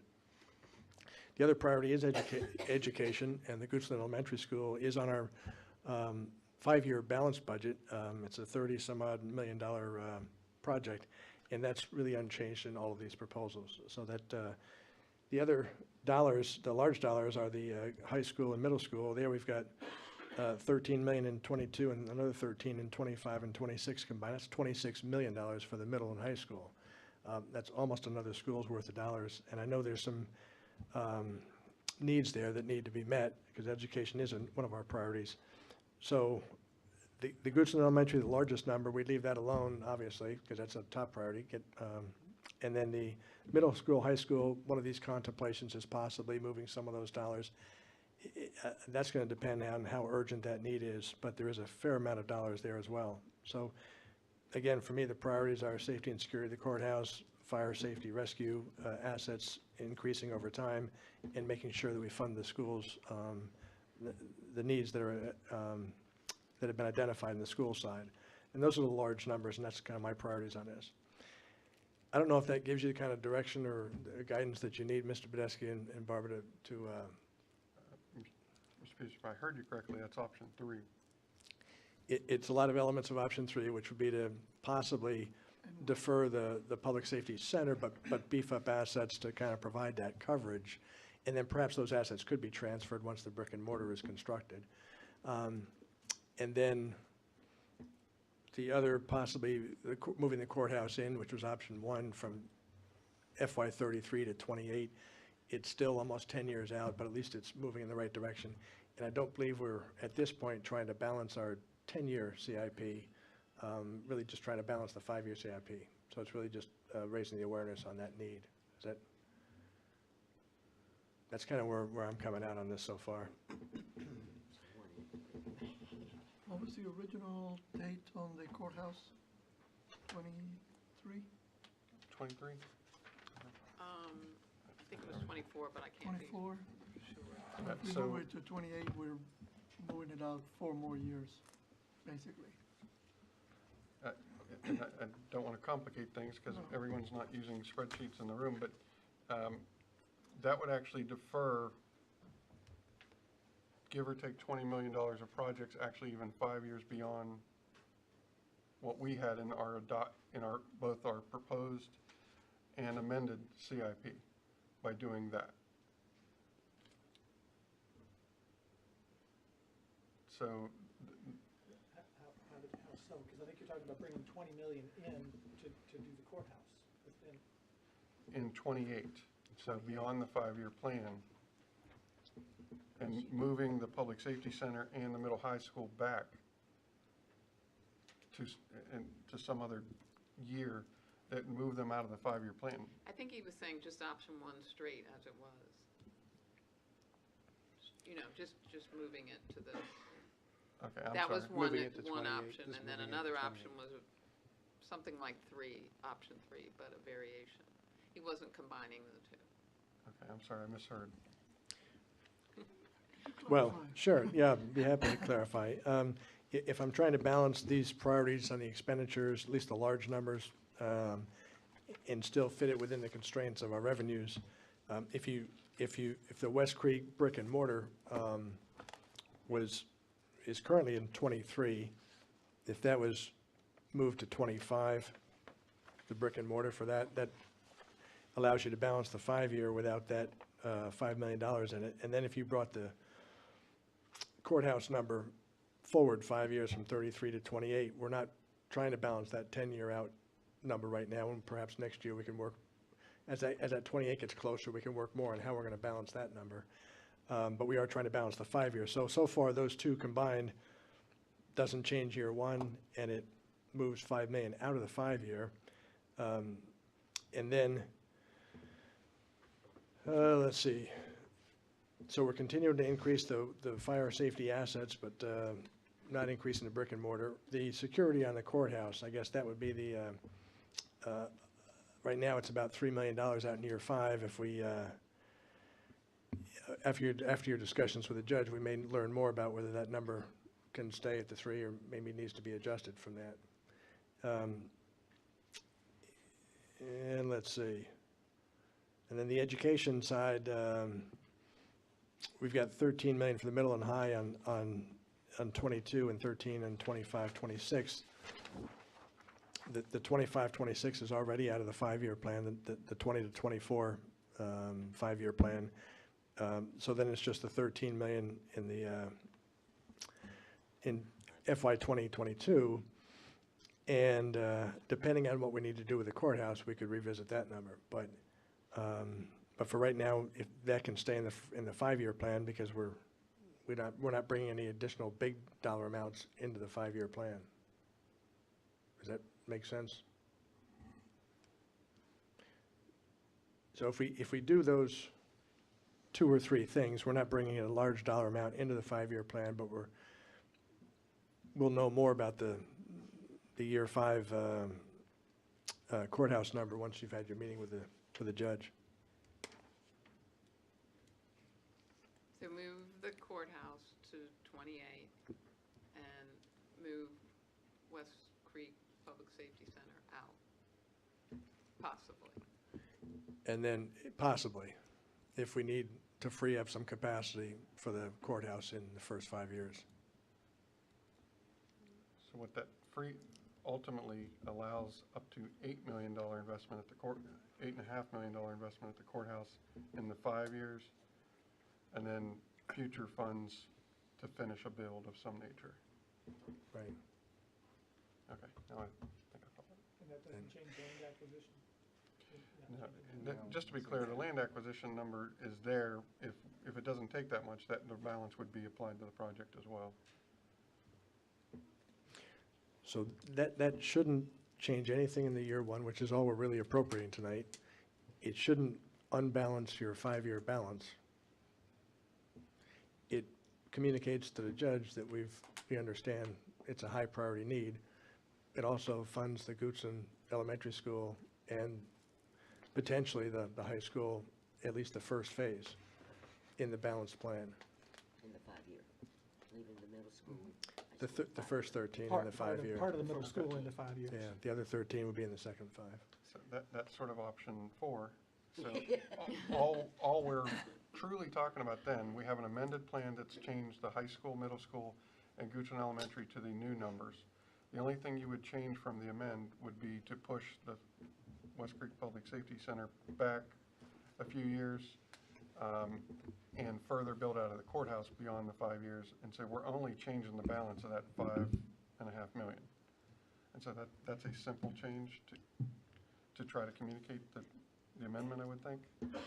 And it's in the last year, so balance-wise, it shouldn't make much. And it was a debt-funded project as well. Right, and I think we would just switch them.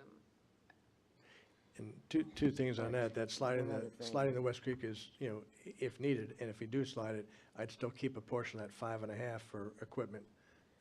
So we're continuing to We staff gotta up do that, right? and just not pull the trigger on the brick and mortar until There's we're, gotta be a- ready. But Okay. Put some money for that. One of the, don't want to put you on the spot, but I am going to have to. Tonight, Barbara has to read amendments into the public hearing record. I need to know if the rest of your colleagues share that amendment, or if there's something else.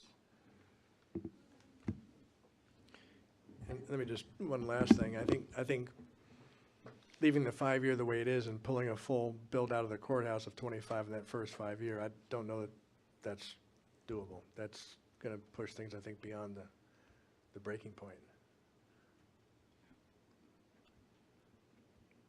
We can do things at the margin with a little extra debt and a little extra reserve, but a $25 million number in that short window would be, in addition to the $32 million on the elementary school and $13 million for the high school, and especially with the $5 million for the West Creek Firehouse, and then another 25 for a courthouse. I think we're just biting off a little bit more than we can chew at that point.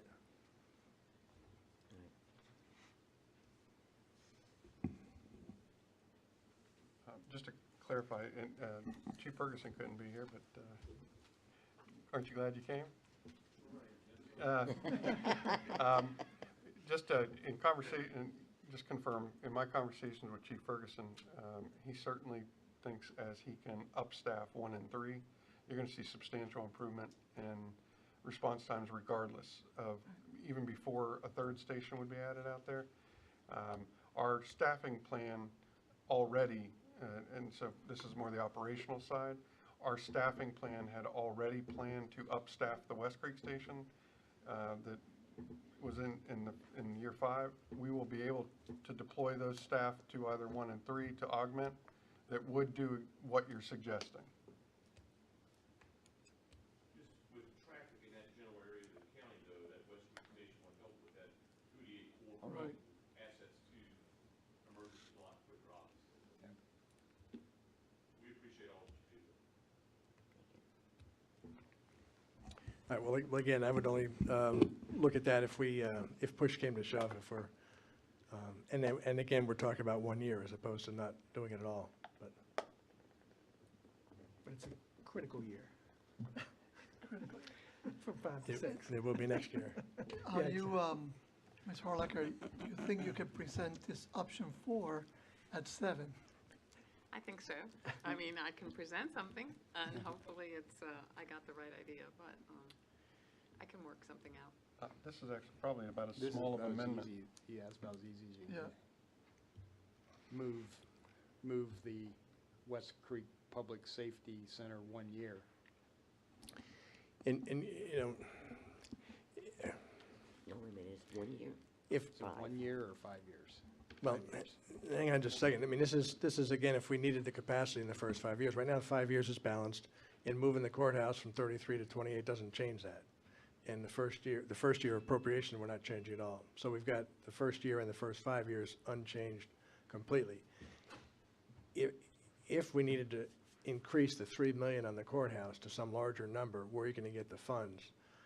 If we kept buying people and assets and building up the capability in the East End, but didn't pull the trigger on a brick and mortar, that's one way to go, versus not building the Goochland Elementary School or not doing some of the other high priority items.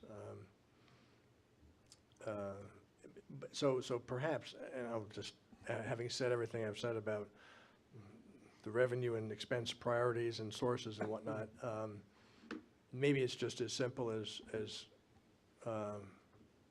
option one at this point. And let the firehouse thing, we can revisit that after your discussion with the judge. Because if we don't need it for that, then we can go ahead and continue with the West Creek Firehouse. So in order to simplify the request and the consideration, Just do option if one. we could just, That's gonna be the case. if we just move the courthouse forward, keep everything else balanced, then appropriate the first year, and then revisit all this next year, that might be the simplest and easiest. The KISS principle, right? Yeah, I'm still partial, I think, at this point to option 3. So I need to see how it lays out if we do these things. What are we doing? Option 3 doesn't do anything for 2020, right? No change in 2020. None of these do. Right.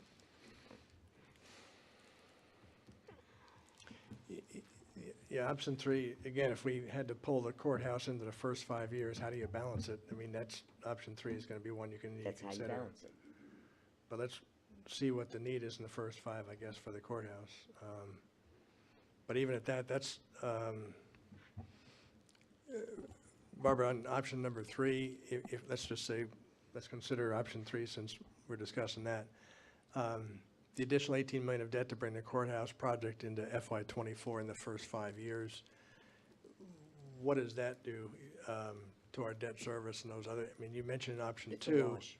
It's, It's a it wash. leaves it the same, yes, it's a wash. So we would take the West Creek and the Goochland Middle School, High School, which are about 18 million. Right, 13 and 5. Push them out, and then move the, and apply the 18 million to the courthouse. So that would be 18 plus 3, plus the 1.5 that we've talked Okay. about for So land To me, acquisition. that's the cleanest. So you're moving the courthouse into the first 5 and then Just moving switcheroo.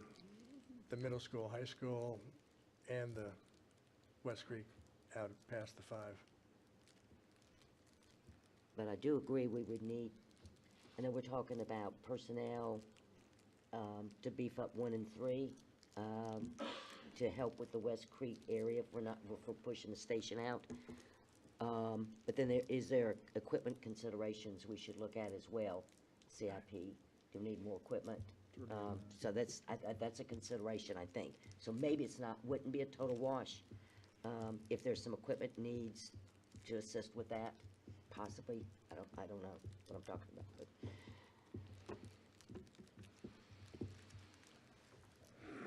There may be some. Look, I'll put you guys back on the spot for a second.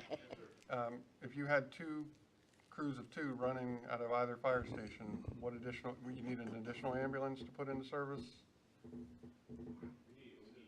Ladder truck. Essentially, we would need the personnel to staff an engine, so that would be 3 personnel, and that would give us the option to take a second ambulance.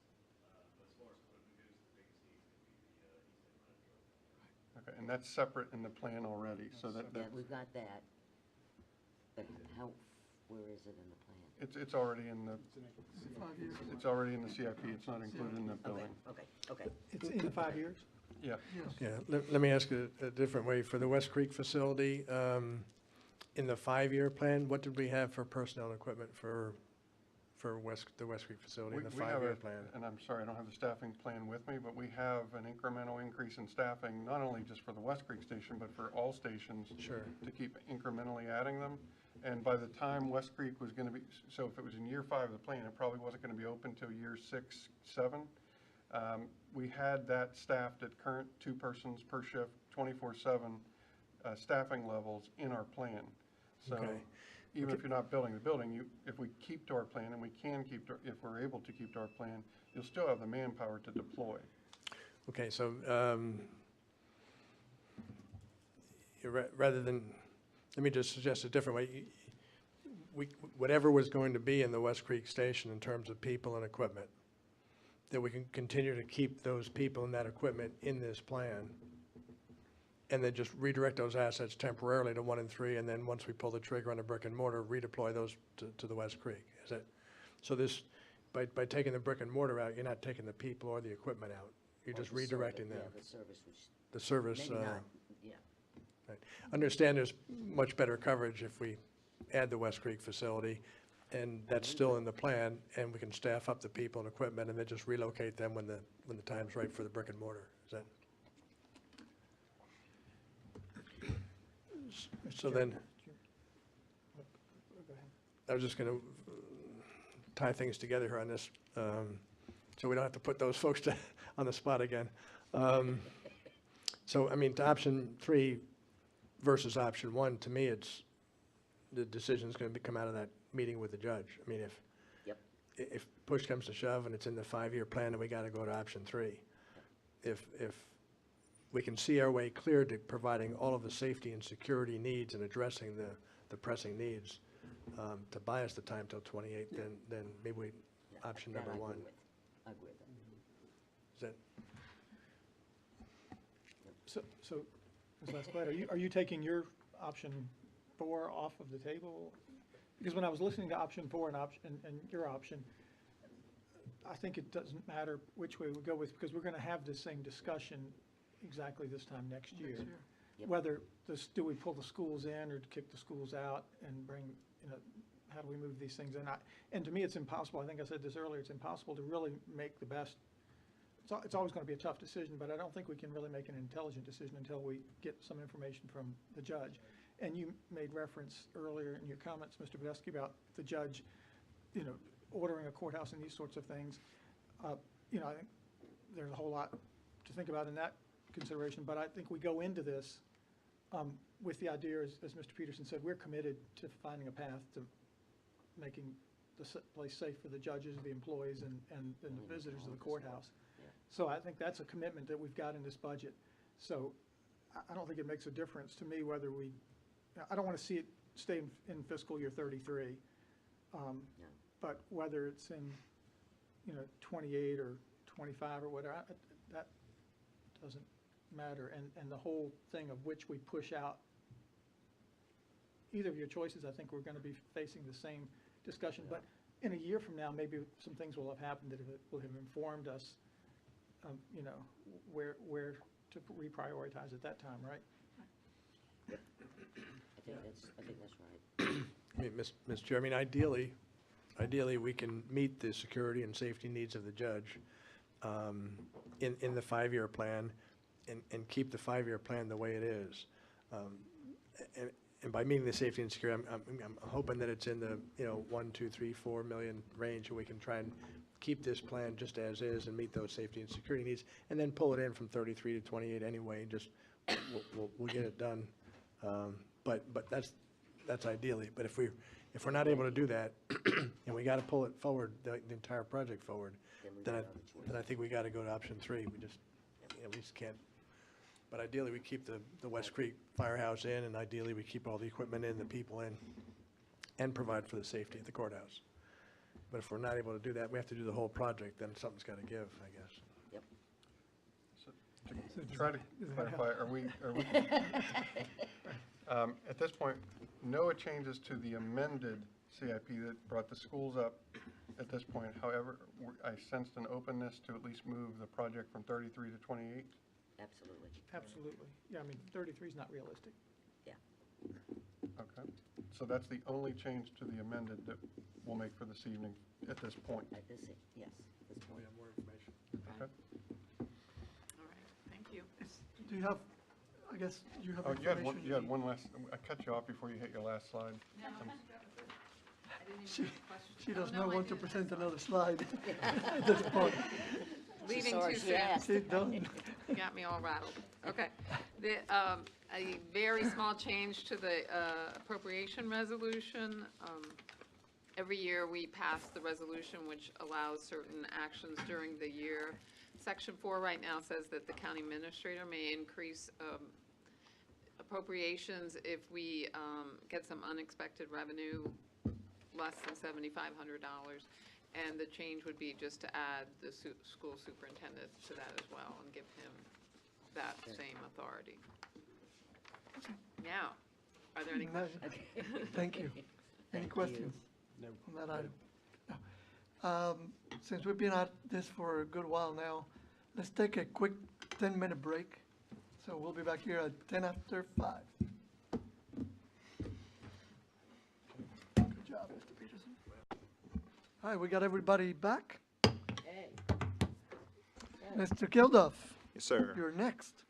Mr. Chairman, members of the board, Mr. Badesky, I'm Todd Kilduff, Deputy County Administrator for Community and Economic Development, and we have a brief presentation here for you. It's a secondary 6-year plan that we have with our partners at VDOT, and this is for our fiscal year 2020 to 2025. Just a quick overview of the schedule. Tonight, or actually right now, we're showing you the project updates. We're going to go through the prioritization of some of the projects that we still have on the books. And then at the end, we'd be looking for a motion to set a public hearing for May, which would be May 7th. And that May 7th would be just an adoption of the plan. What we like to do a little bit for our citizens who may not know what the SSYP is, what the secondary 6-year plan is, we just have this very brief bullet point. It's actually a very big program. It's got a lot of complex finances behind the scenes that VDOT manages for us. But we just wanted to pull up a few bullet points to show exactly what this is at a high level view. It's a plan that we have. It's reviewed every single year with the Board of Supervisors, and after it's adopted, Mr. Badesky signs off on it, and VDOT pushes forward with actually working through the projects that we've identified. And those projects can include safety improvements, rural additions, sidewalks, a few other things that I've listed there. It prioritizes the projects, and it's used by VDOT to allocate funds to each of the projects. The large chunk here of this presentation is really just some updates on projects. Most of these you should be familiar with already. The big one is the Fairground Road Sandy Hook project. So it's the intersection at Fairground Road and Sandy Hook. We call it the Roundabout Project now. It's actually sort of 3 projects behind the scenes. We're going to work to actually make these 3 projects seamless. So from the public's perspective, they're just going to see a roundabout and an extension towards River Road go in at the same time. But behind the scenes, we know that there's funding for the roundabout, which is specific to the SSYP. It's $3.6 million. It's fully funded by VDOT. There's access to the gas station, which is about $400,000, which is local funds. And then there's a revenue share program, which is the Fairground Extension Project, which currently is $3.9 million, but we're hearing rumors that it could be significantly less, so we're very excited about that. But again, really the SSYP portion of this is just the roundabout, but we did want, for transparency, to show all the projects associated with that particular item.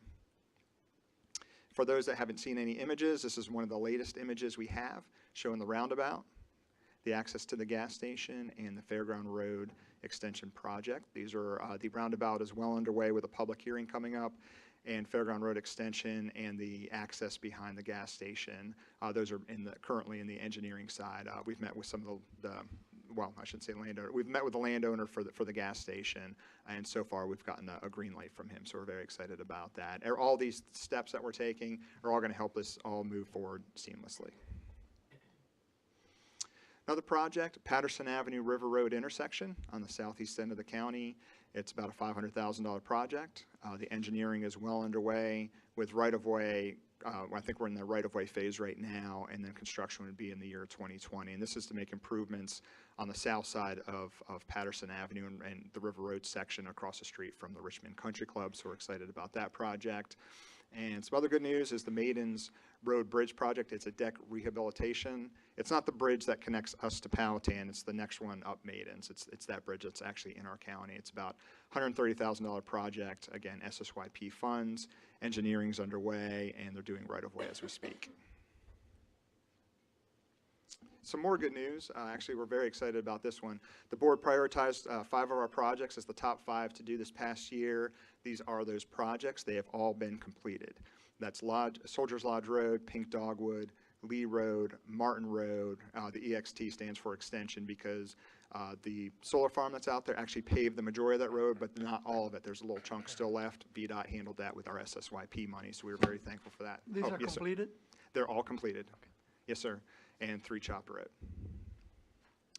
If you're wondering where those projects are, Martin Road, 3 Chop and Pink Dogwood are out on the western end of the county, and Soldiers Lodge and Lee Road are more central and eastern. And we, as last year with the projects, I think we had 3 completed projects last year. We wanted to show you some pictures of what those look like. So here's Lee Road, Martin Road, and Pink Dogwood. And here's Soldiers Lodge Road and 3 Chop Road. And 3 Chop, you can see, it's a little tough to see in the image, but on the left and right side of the road, you can see there's a lot of ditch work that was done to make that project successful. And we haven't heard from any of the residents on that road, so we're just going to assume no news is good news on that one. But I can tell you that VDOT actually knocks on everyone's door before the project just to let them know that it's happening, and they actually receive positive feedback at that time. Another project that was adopted, we'll just call this, I guess, the 6th project. This is the Youngstown Road. That's actually a project that's on the books for this year. So VDOT is actually pushing forward with that. I think the estimate last year was around $50,000. They've done some more work on it and some more honed in on the estimate, lowered it to about $34,000. And again, that's fully funded and ready to go this year. So we'll update you that as probably this time next year on how that project went. This is really the meat and potatoes of it. These 6 projects that you see in this top box, these are the projects that haven't been done yet. They've been on the priority list. We just don't have enough funding to do all the projects at the same time. We did 5 this past year. We have Youngstown Road on the books. Here's 6 more, not in any particular order necessarily, but this is the same order that we had them in the presentation last year. So we have Herndon Road, Jerusalem Church, Ben Lamont, Rock Castle, Bowles, and Elk Island Road with costs associated with them. We don't have one for Elk Island Road. If we did, we'd have that in there. We're not sure how much that would cost, but what I can tell you is that when you look at the dollars, there's currently, after all the other projects that I mentioned, there's only about $24,000 available this next year, which would be July 1st. So what we've done is, just to put that in perspective, Herndon Road and Jerusalem Church Road, we're recommending as the 2 projects to be done this year along with Youngstown. They total, if you add them up, probably about $24,000 or $22,000, which is less than what we're allocated. If the board so chose, if you look at Herndon Road and Bowles, they're identical. They're both 0.2 miles, they're both $13,000, and they both have 2 dwelling units, so we could flip-flop if you so chose. But let's show you where these projects are located. Bowles, Herndon, and Elk Island are on the western end, Rock Castle, Ben Lamont more central, and Jerusalem Church is on the eastern end of the county. But let me go back to that slide real quick and just restate this again. $24,000 available. If we do Herndon and Jerusalem, about $22,000, so both of those can be done this year. Mr. Chair, if I could. Yes, sir. Todd, if I could. You're recommending the first 2. How did you flip a coin between the 2 there?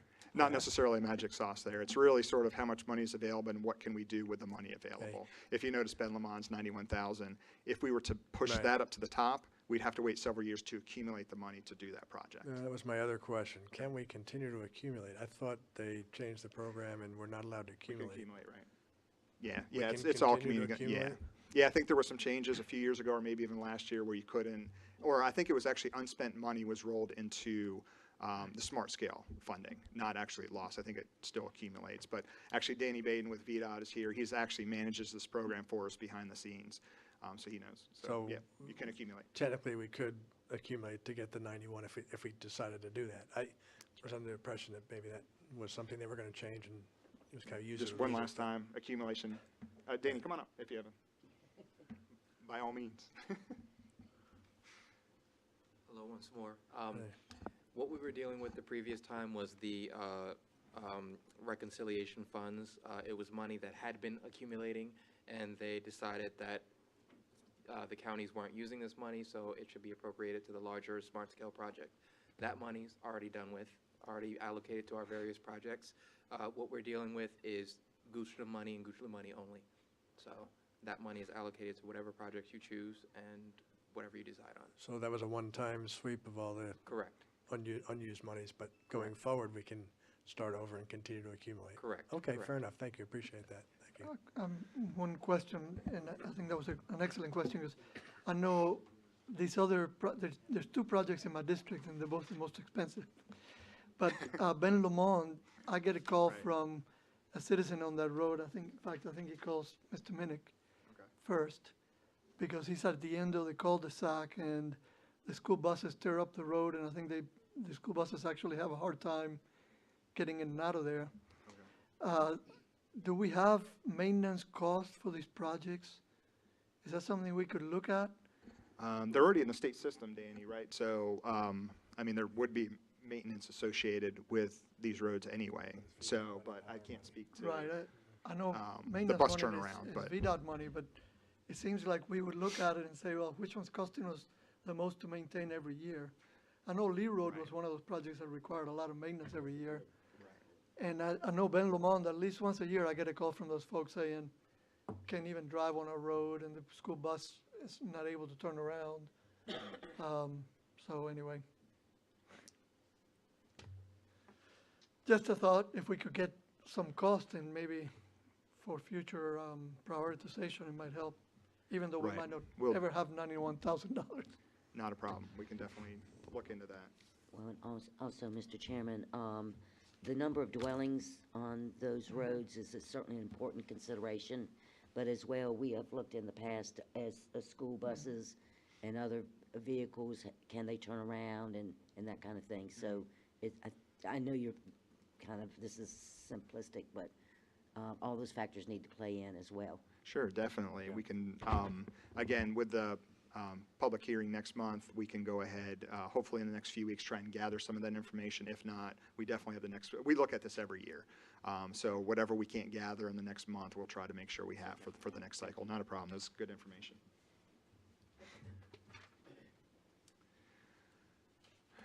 And I said it was brief, so that's the presentation. So we showed you the projects that have been completed. We're very excited about the ones. We want to thank VDOT for all the work that they've done for us on that. And if you don't have any further questions, I would be looking for a motion to set a public hearing for May. But any other questions? Any other questions? Or if not, we need a motion to set a public hearing for May. Mr. Chairman, I move that we set a public hearing on the secondary six-year plan and set that hearing for May 7th, 2019. Second. We have a motion, we have a second. Any additional discussion? All in favor, please say aye. Aye. Opposed? Abstentions? Motion carries. Thank you, Mr. Kilduff. Thank you.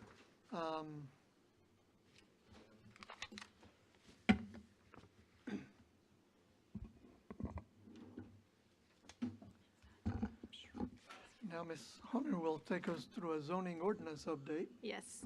Good afternoon, Mr. Chairman, members of the board, Mr. Brodesky. Wanted to spend a few minutes this afternoon reviewing the zoning ordinance update, where we are, and a recommendation to the board on how to move forward in terms of a timeline and public comment period. Before I get into it, I do want to sort of tell you about where we've been and what we have been doing so far with the rewrite. This has been the top priority project for the planning office for about the last year and a half, and we have been working on it diligently since that time. We have had over 12 work sessions with the planning commission planning commissioners. We meet at 6:30 every month. Prior to that meeting, at their regular scheduled planning commission meeting on the first Thursday of every month. And we take these sections of the ordinance and bite-sized pieces with them and get their comments and bring changes back to them. Those comments and those meetings are open to the public. So again, the 6:30 session of every planning commission meeting, we are taking very small portions of the zoning rewrite. So if people are interested in participating, they can participate during that time. Once we got enough of the sections put together, we then came back to the board in February. It was at the end of the afternoon session. It was a lot of information for you to take in. We wanted to cover all the districts and the use standards, which is sort of that first big chunk of the rewrite. Everybody was sort of tired. We had been going for a couple hours. We were pushed up to dinner, had an evening session ahead of us, and thought, is this really the best way to communicate this information with the board? So we are going to be asking, as part of this presentation, to consider some special work sessions on separate days separate, not part of this meeting, so that we can sit down, we can sit in room 270, more in an informal sitting around the table, and have, much more open dialogue and discussion instead of me presenting in this type of setting. Before I go into that timeline and those meeting dates, did want to just sort of remind everybody, not only the board but the public, of what the purpose is of the rewrite, what we are doing with it, and also what it is not going to do, because there is some misconceptions out there, and we got some questions during many of the town hall sessions where it was clear that some people didn't really understand what the purpose of the rewrite is, or what we would be doing with the rewrite. So basically our mantra with the zoning ordinance rewrite is to modernize, simplify, and clarify.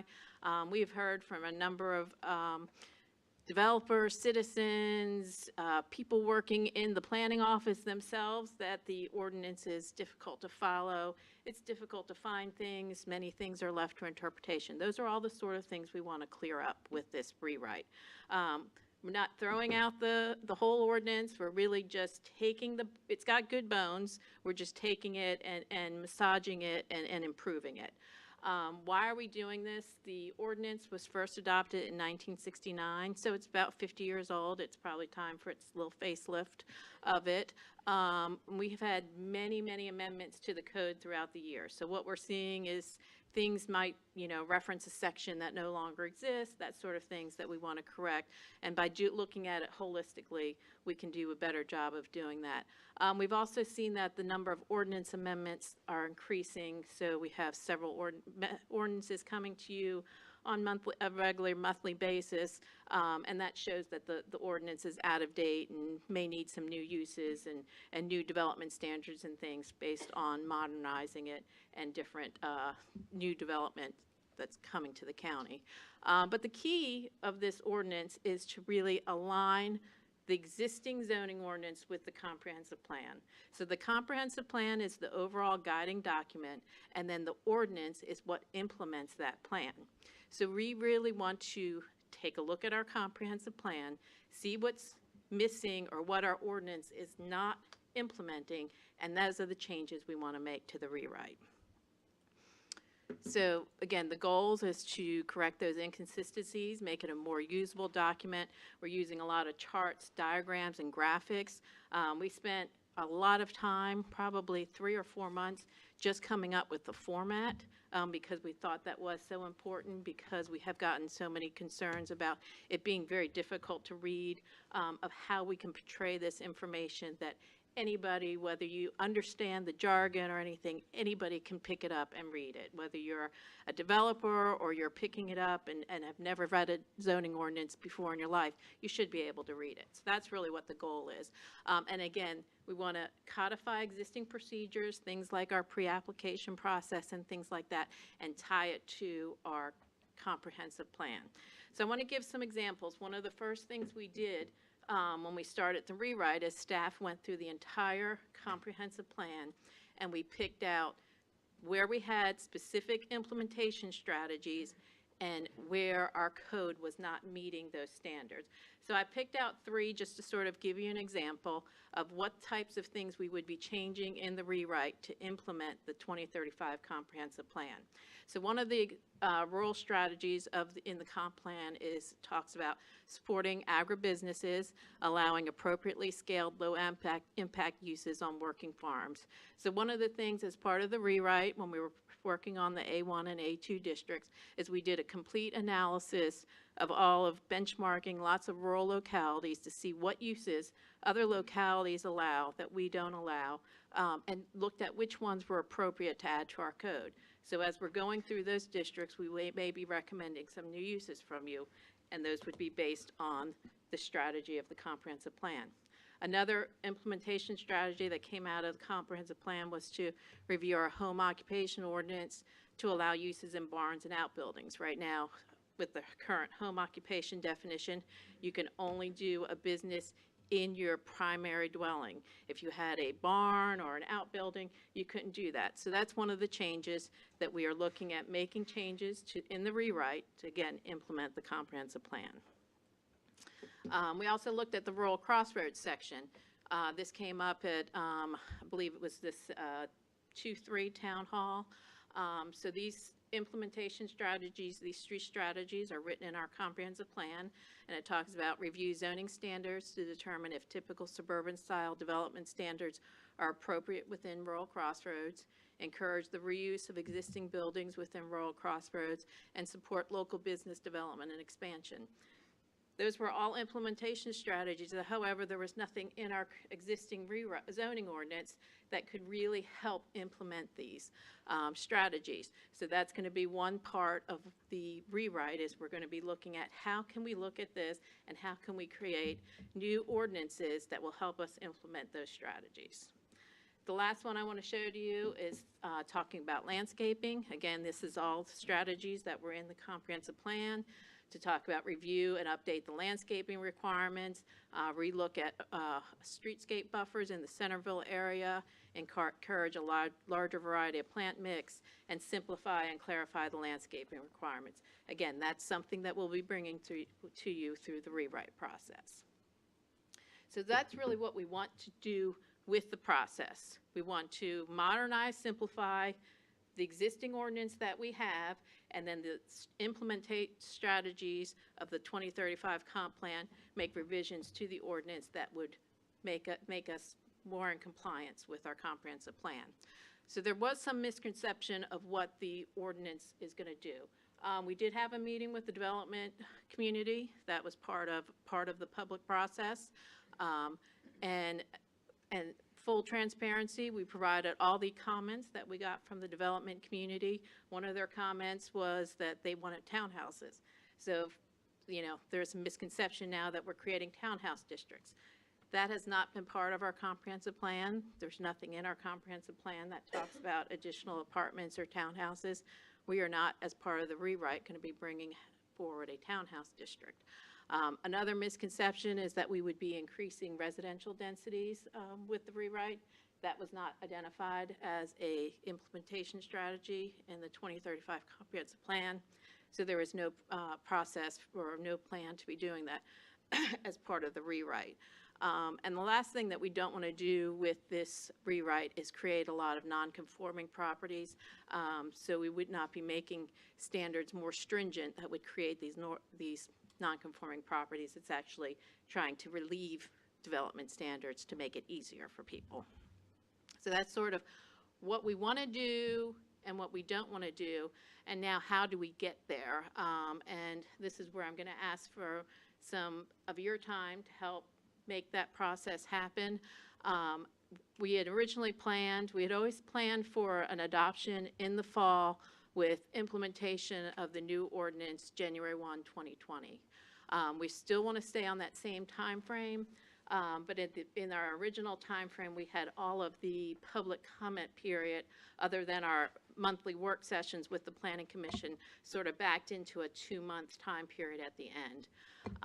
After presenting that first group of information to the board, we realized how difficult and how much information it is to take in at one time.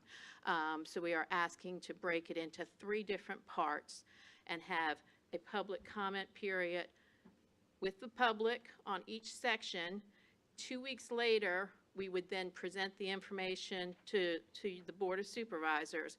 So that way, before you get the information, we have already presented it to the citizens, we've gotten some of their feedback, and we can share that with you as we present it, so that when you get to your decision points, and that's how we're going to be presenting, we're going to present it to you, and then there'll be decision points.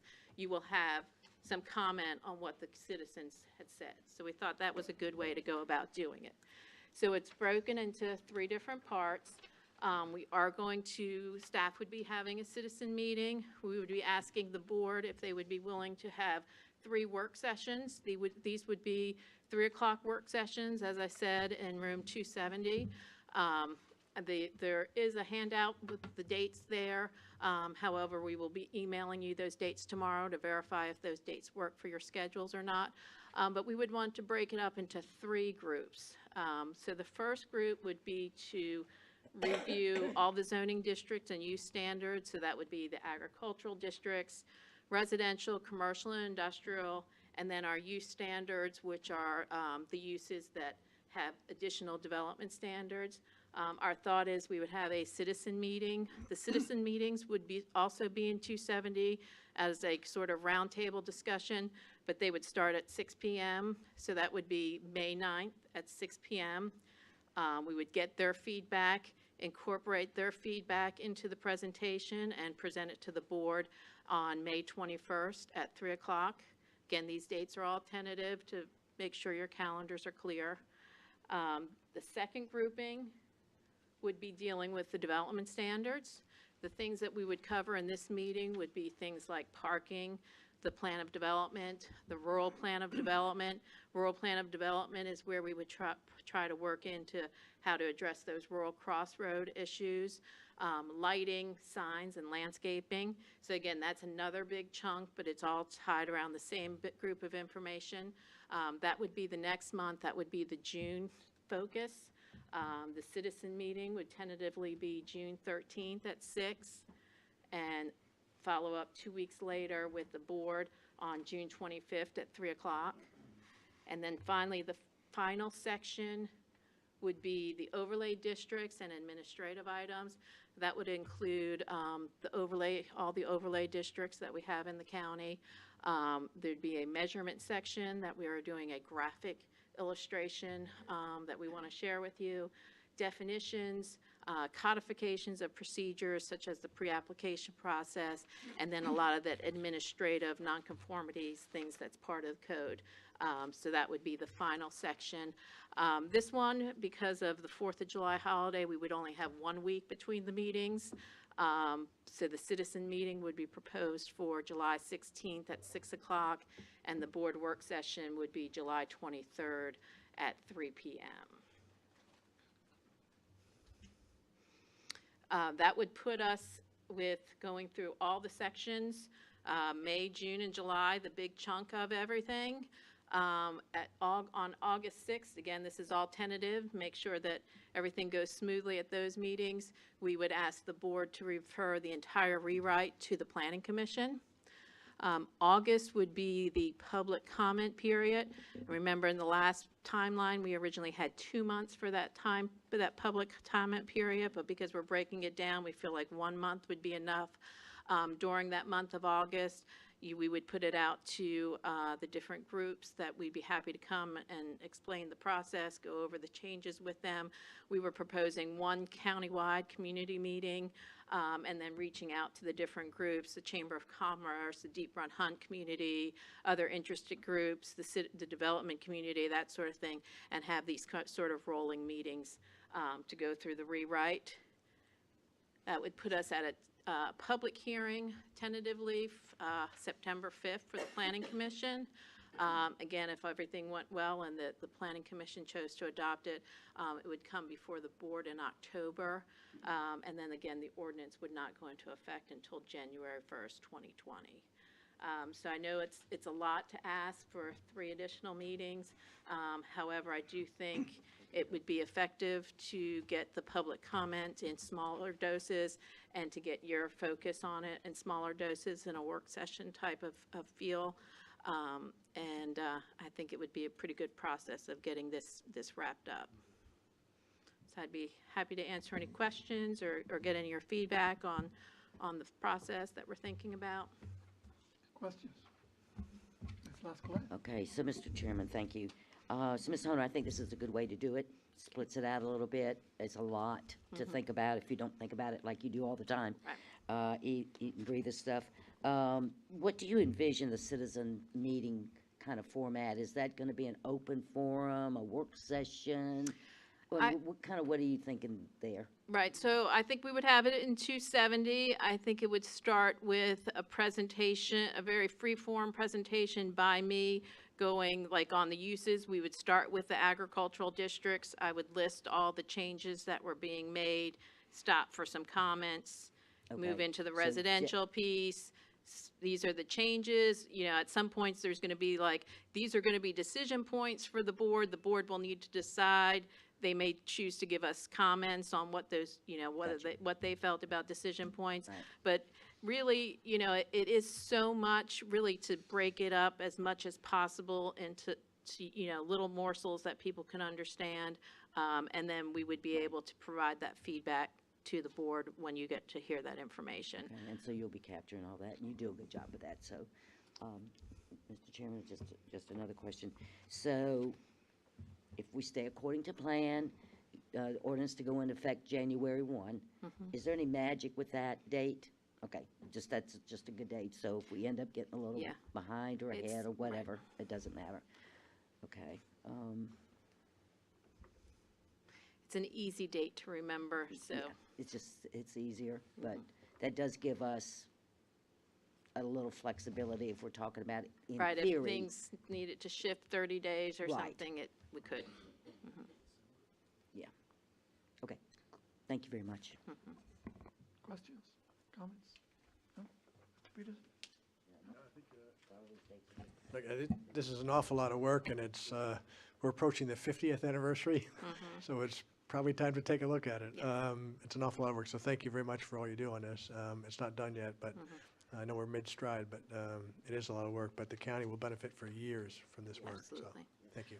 So we will email all the dates to you tomorrow. I would like, everybody could confirm if there's any conflicts on any of those dates. Once we hear back from all the board, we will publish this in the newspaper. We'll put it on the website. I have a citizens group from the comp plan, an email list that I would forward it to all them, get it out to as much of the channels as possible that we know, so that we can, encourage people to come out and participate in this process. Appreciate it. Next on the agenda is appointments, and we have 3 appointments, if I'm not mistaken. We have for Community Policy and Management Team, Dr. Laura Easter. For Goochland Powhatan Community Services Board, we have Renee Sotong.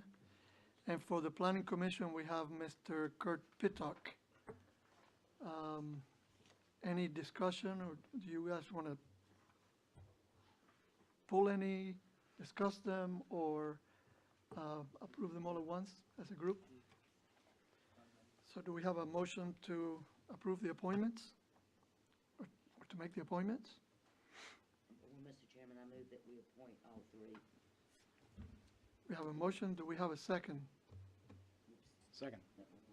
We have a motion, we have a second, any other discussion? We did get, Mr. Chairman, we did get applications, and they've been reviewed. Yes, and for all of these applicants. All of these we've had for a while. Right. And I think we already appointed Mr. Pittock to the EDA, Right. which I guess now will have an opening, EDA. No. No, that's right, because we, No. great. So, if no further discussion, Quick question, just, was the Community Policy and Management Team, did I see earlier emails about like a residency question about that appointment? Or am I thinking of something else? That was a former email from Ms. Laskowitz. yeah, Right. We responded with a memorandum from the director of that agency that I think clarified It did. her answer. You had some concerns and you're satisfied with, I am. okay, Yes, I am, Mr. Hawkins. thank you. okay, if no other discussion, all in favor, please say aye. Aye. Aye. Opposed? Abstentions? Motion carries. Next, we'll go ahead and take a break for dinner, and we'll be back here at 7 p.m. I'd like to call our meeting, our April 2nd meeting back to order for our 7 p.m. hearings. And I'll start once again with our citizen comment period. Anyone wishing to speak on any topic of importance to our county, please step forward, state your name and address, and try to limit your comments to about 3 minutes.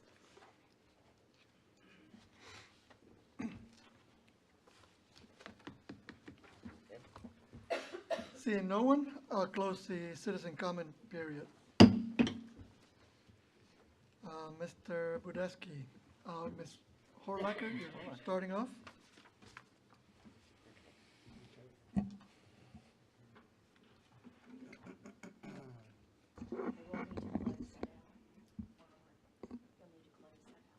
Okay.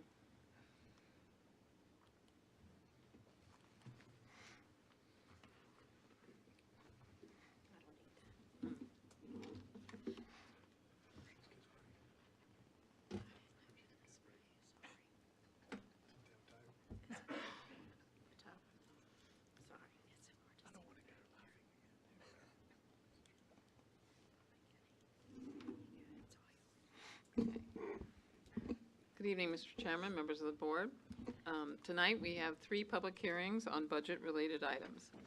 Our first public hearing is a public hearing to consider the 2019 real estate tax rate. As advertised, the tax rate is to remain unchanged at 53 cents per $100 of assessed value. We did experience a 6.2 increase in our assessments this year, excluding new construction. So we advertised that our lowered rate to offset any increase in assessment would have been 50 cents. So the effective tax rate increase is approximately 3 cents per $100. And the entire budget has increased by 5.8%. So we are proposing the tax rate to remain at 53 cents per $100 of value for the calendar year 2019. And if you don't have any questions. Any questions, comments? If not, I'll go ahead and open the public hearing on the proposed real property tax increase. Not an increase. Tax rate. Tax rate, Thank you. but it does mean an increase.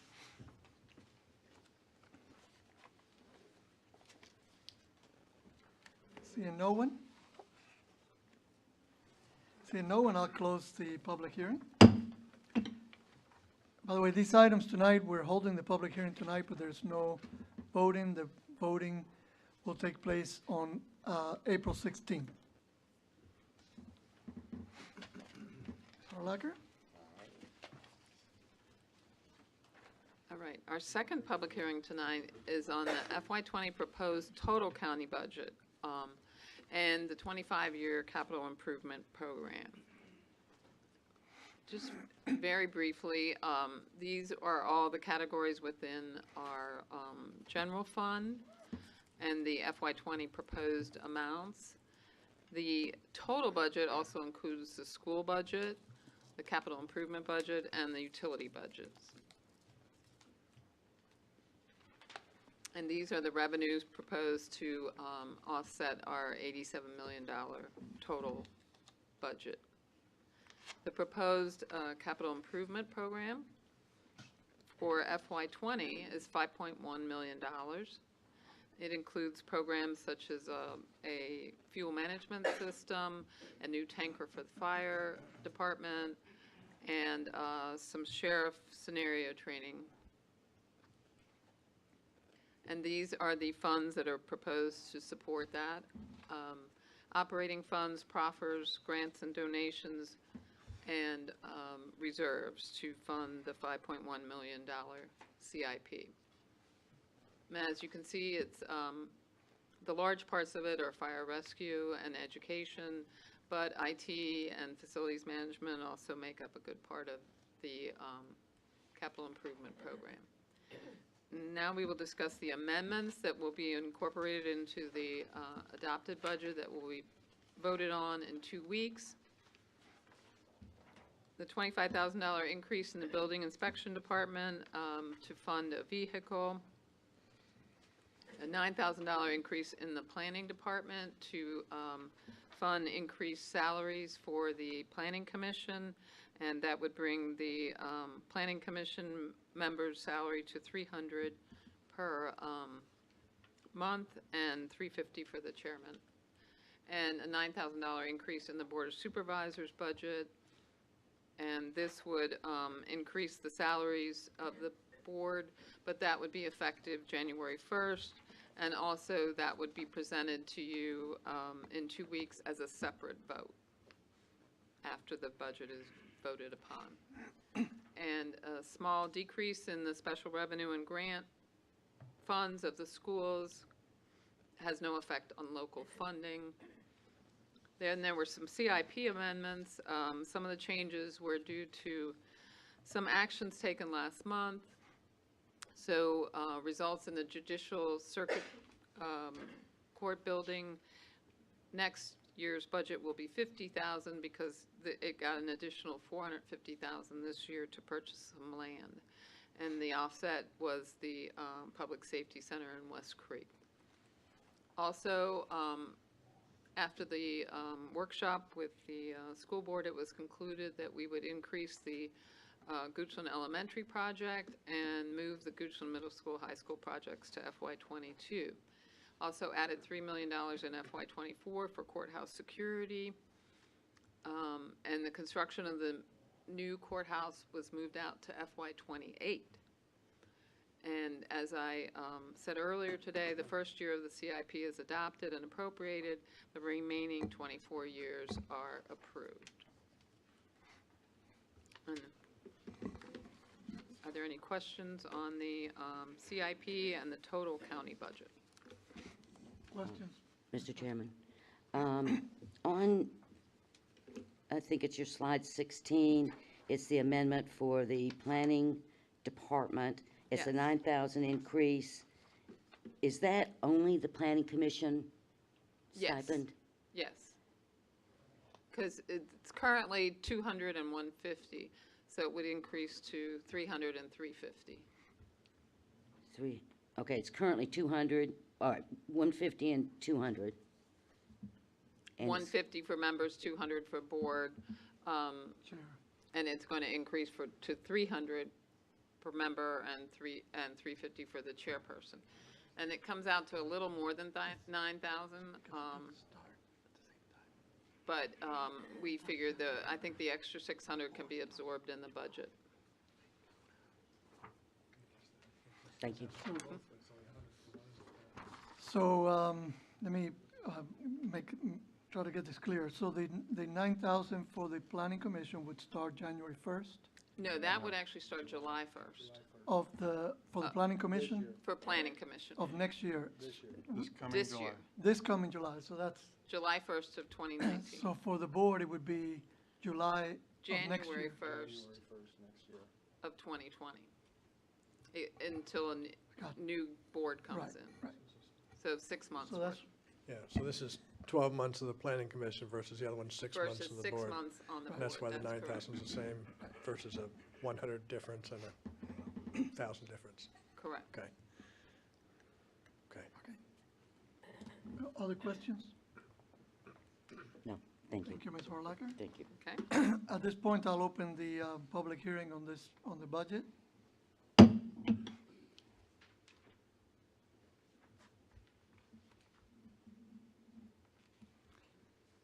Seeing no one, I will close the public hearing.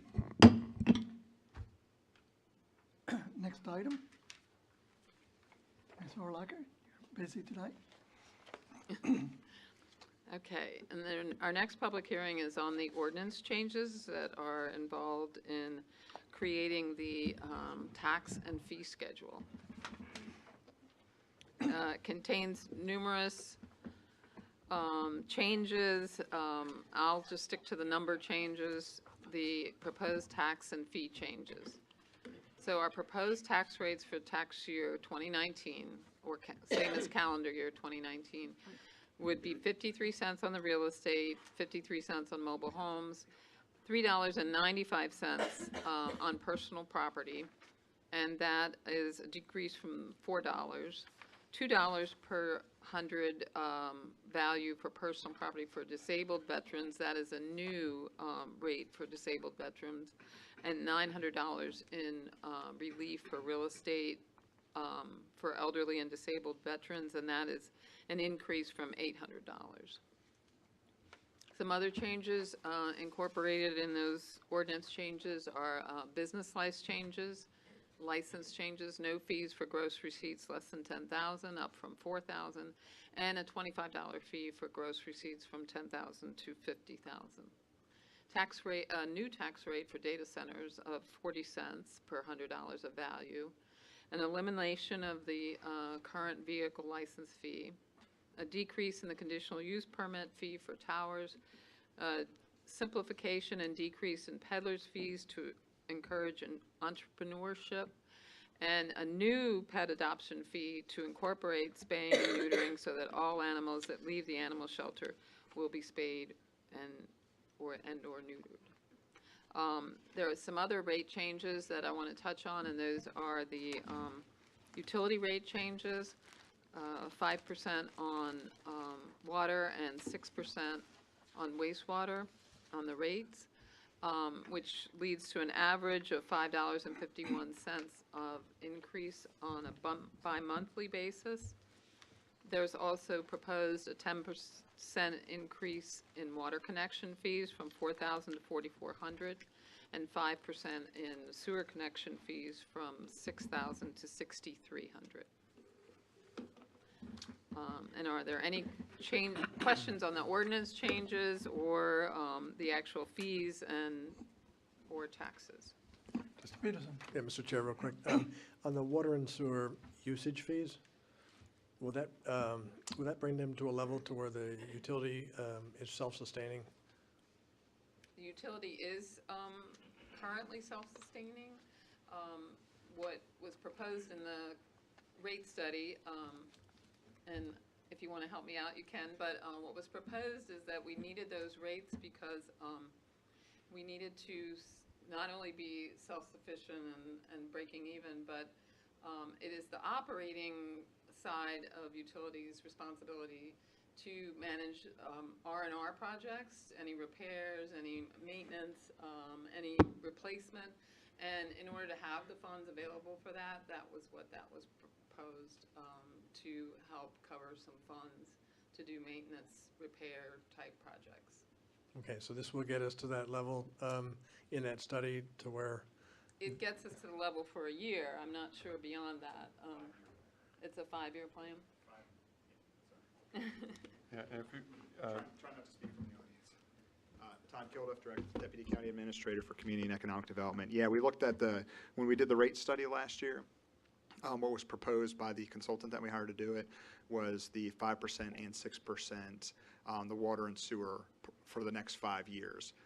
We're already, as Barbara said, self-sustaining, but it was really how we wrapped in the renewal and replacement projects. We call that R&R. It's basically the infrastructure we already own. How do we handle that when the useful life of it is over? If a pump is supposed to be 10 years and we got to replace that pump in 10 years, a pipe is 50 years, we replace that in 50 years. That's not something we had in our formula before. So it's really good to have that study for that.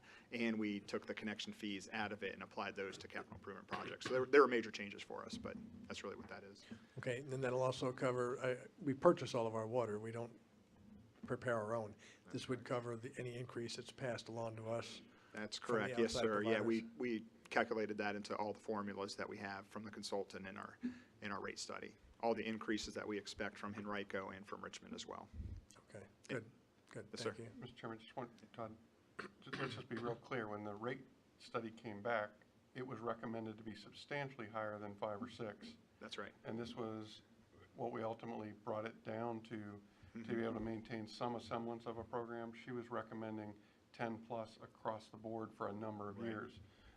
We thought that was obviously, we're not comfortable passing on any rate increases if we can avoid it, but certainly at that level wasn't something we felt that we could pass on to the customers. So this was the compromise that we presented to the board last year that we have been sustaining. Our system is still young, and so there's a little bit of economies of scales with the customers that are on it. So as we grow the system and more customers come on, hopefully we can continue to look at these and manage this as tight as possible. But with a smaller number of customers, you're spreading that maintenance of that system in your utility rates across lesser number of customers. So hopefully we'll see some economies to scale over time. That won't be in the next couple years. It's going to be in a growth model over time. The Utilities Department, I'll just tip my hat to them for a second, and Matt Longshore's here, our Director of Public Utilities. They actually do a really good job of maintaining the system that we have. I mean, they're out there flushing fire hydrants, making sure the water's moving through the pipes. They do assessments on all of our pump stations every single year, so we're on top of basically everything we own. There's about 350 fire hydrants. They check those, they grease them. We work with the fire department on how all that's working out. As a matter of fact, the fire department painted all of our fire hydrants for us here in the courthouse like 2 years ago. So we have a great partnership with them. So they do a really good job. So yeah, good question. Thank you. Thank you. Thank you. Any other questions? Okay, at this time, I'll go ahead and open the public hearing on this item.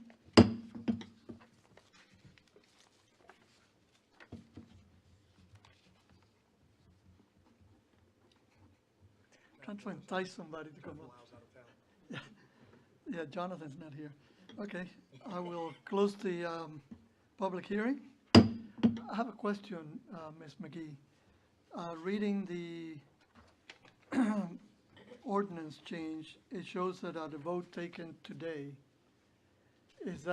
are we to vote on this one today? Okay, it says No, Mr. at a Chairman. meeting on April 2nd.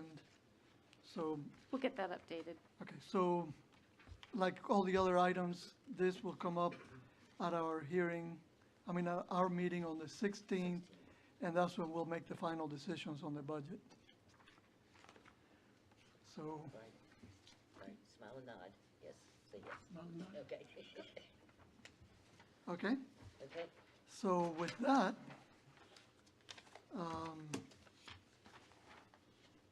we will, did I break the record?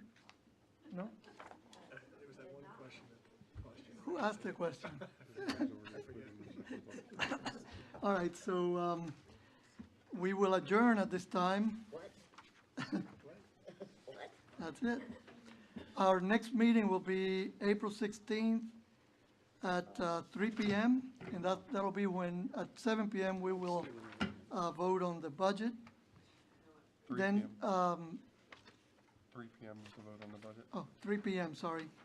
Let me double check this here. 3 p.m. Is when we'll adopt the budget in the school budget, capital improvement plan, utility rates and tax rates. And at 7 p.m., we will hold public hearings. We have a couple public hearings scheduled for that evening. Then our next meeting would be May 7th. At 1:30 p.m., we're having an audit committee meeting, followed by our regular 3 p.m. meeting and our 7 p.m. Public hearings. So any other business? If not, I will adjourn our meeting for April 2nd. 20 minutes.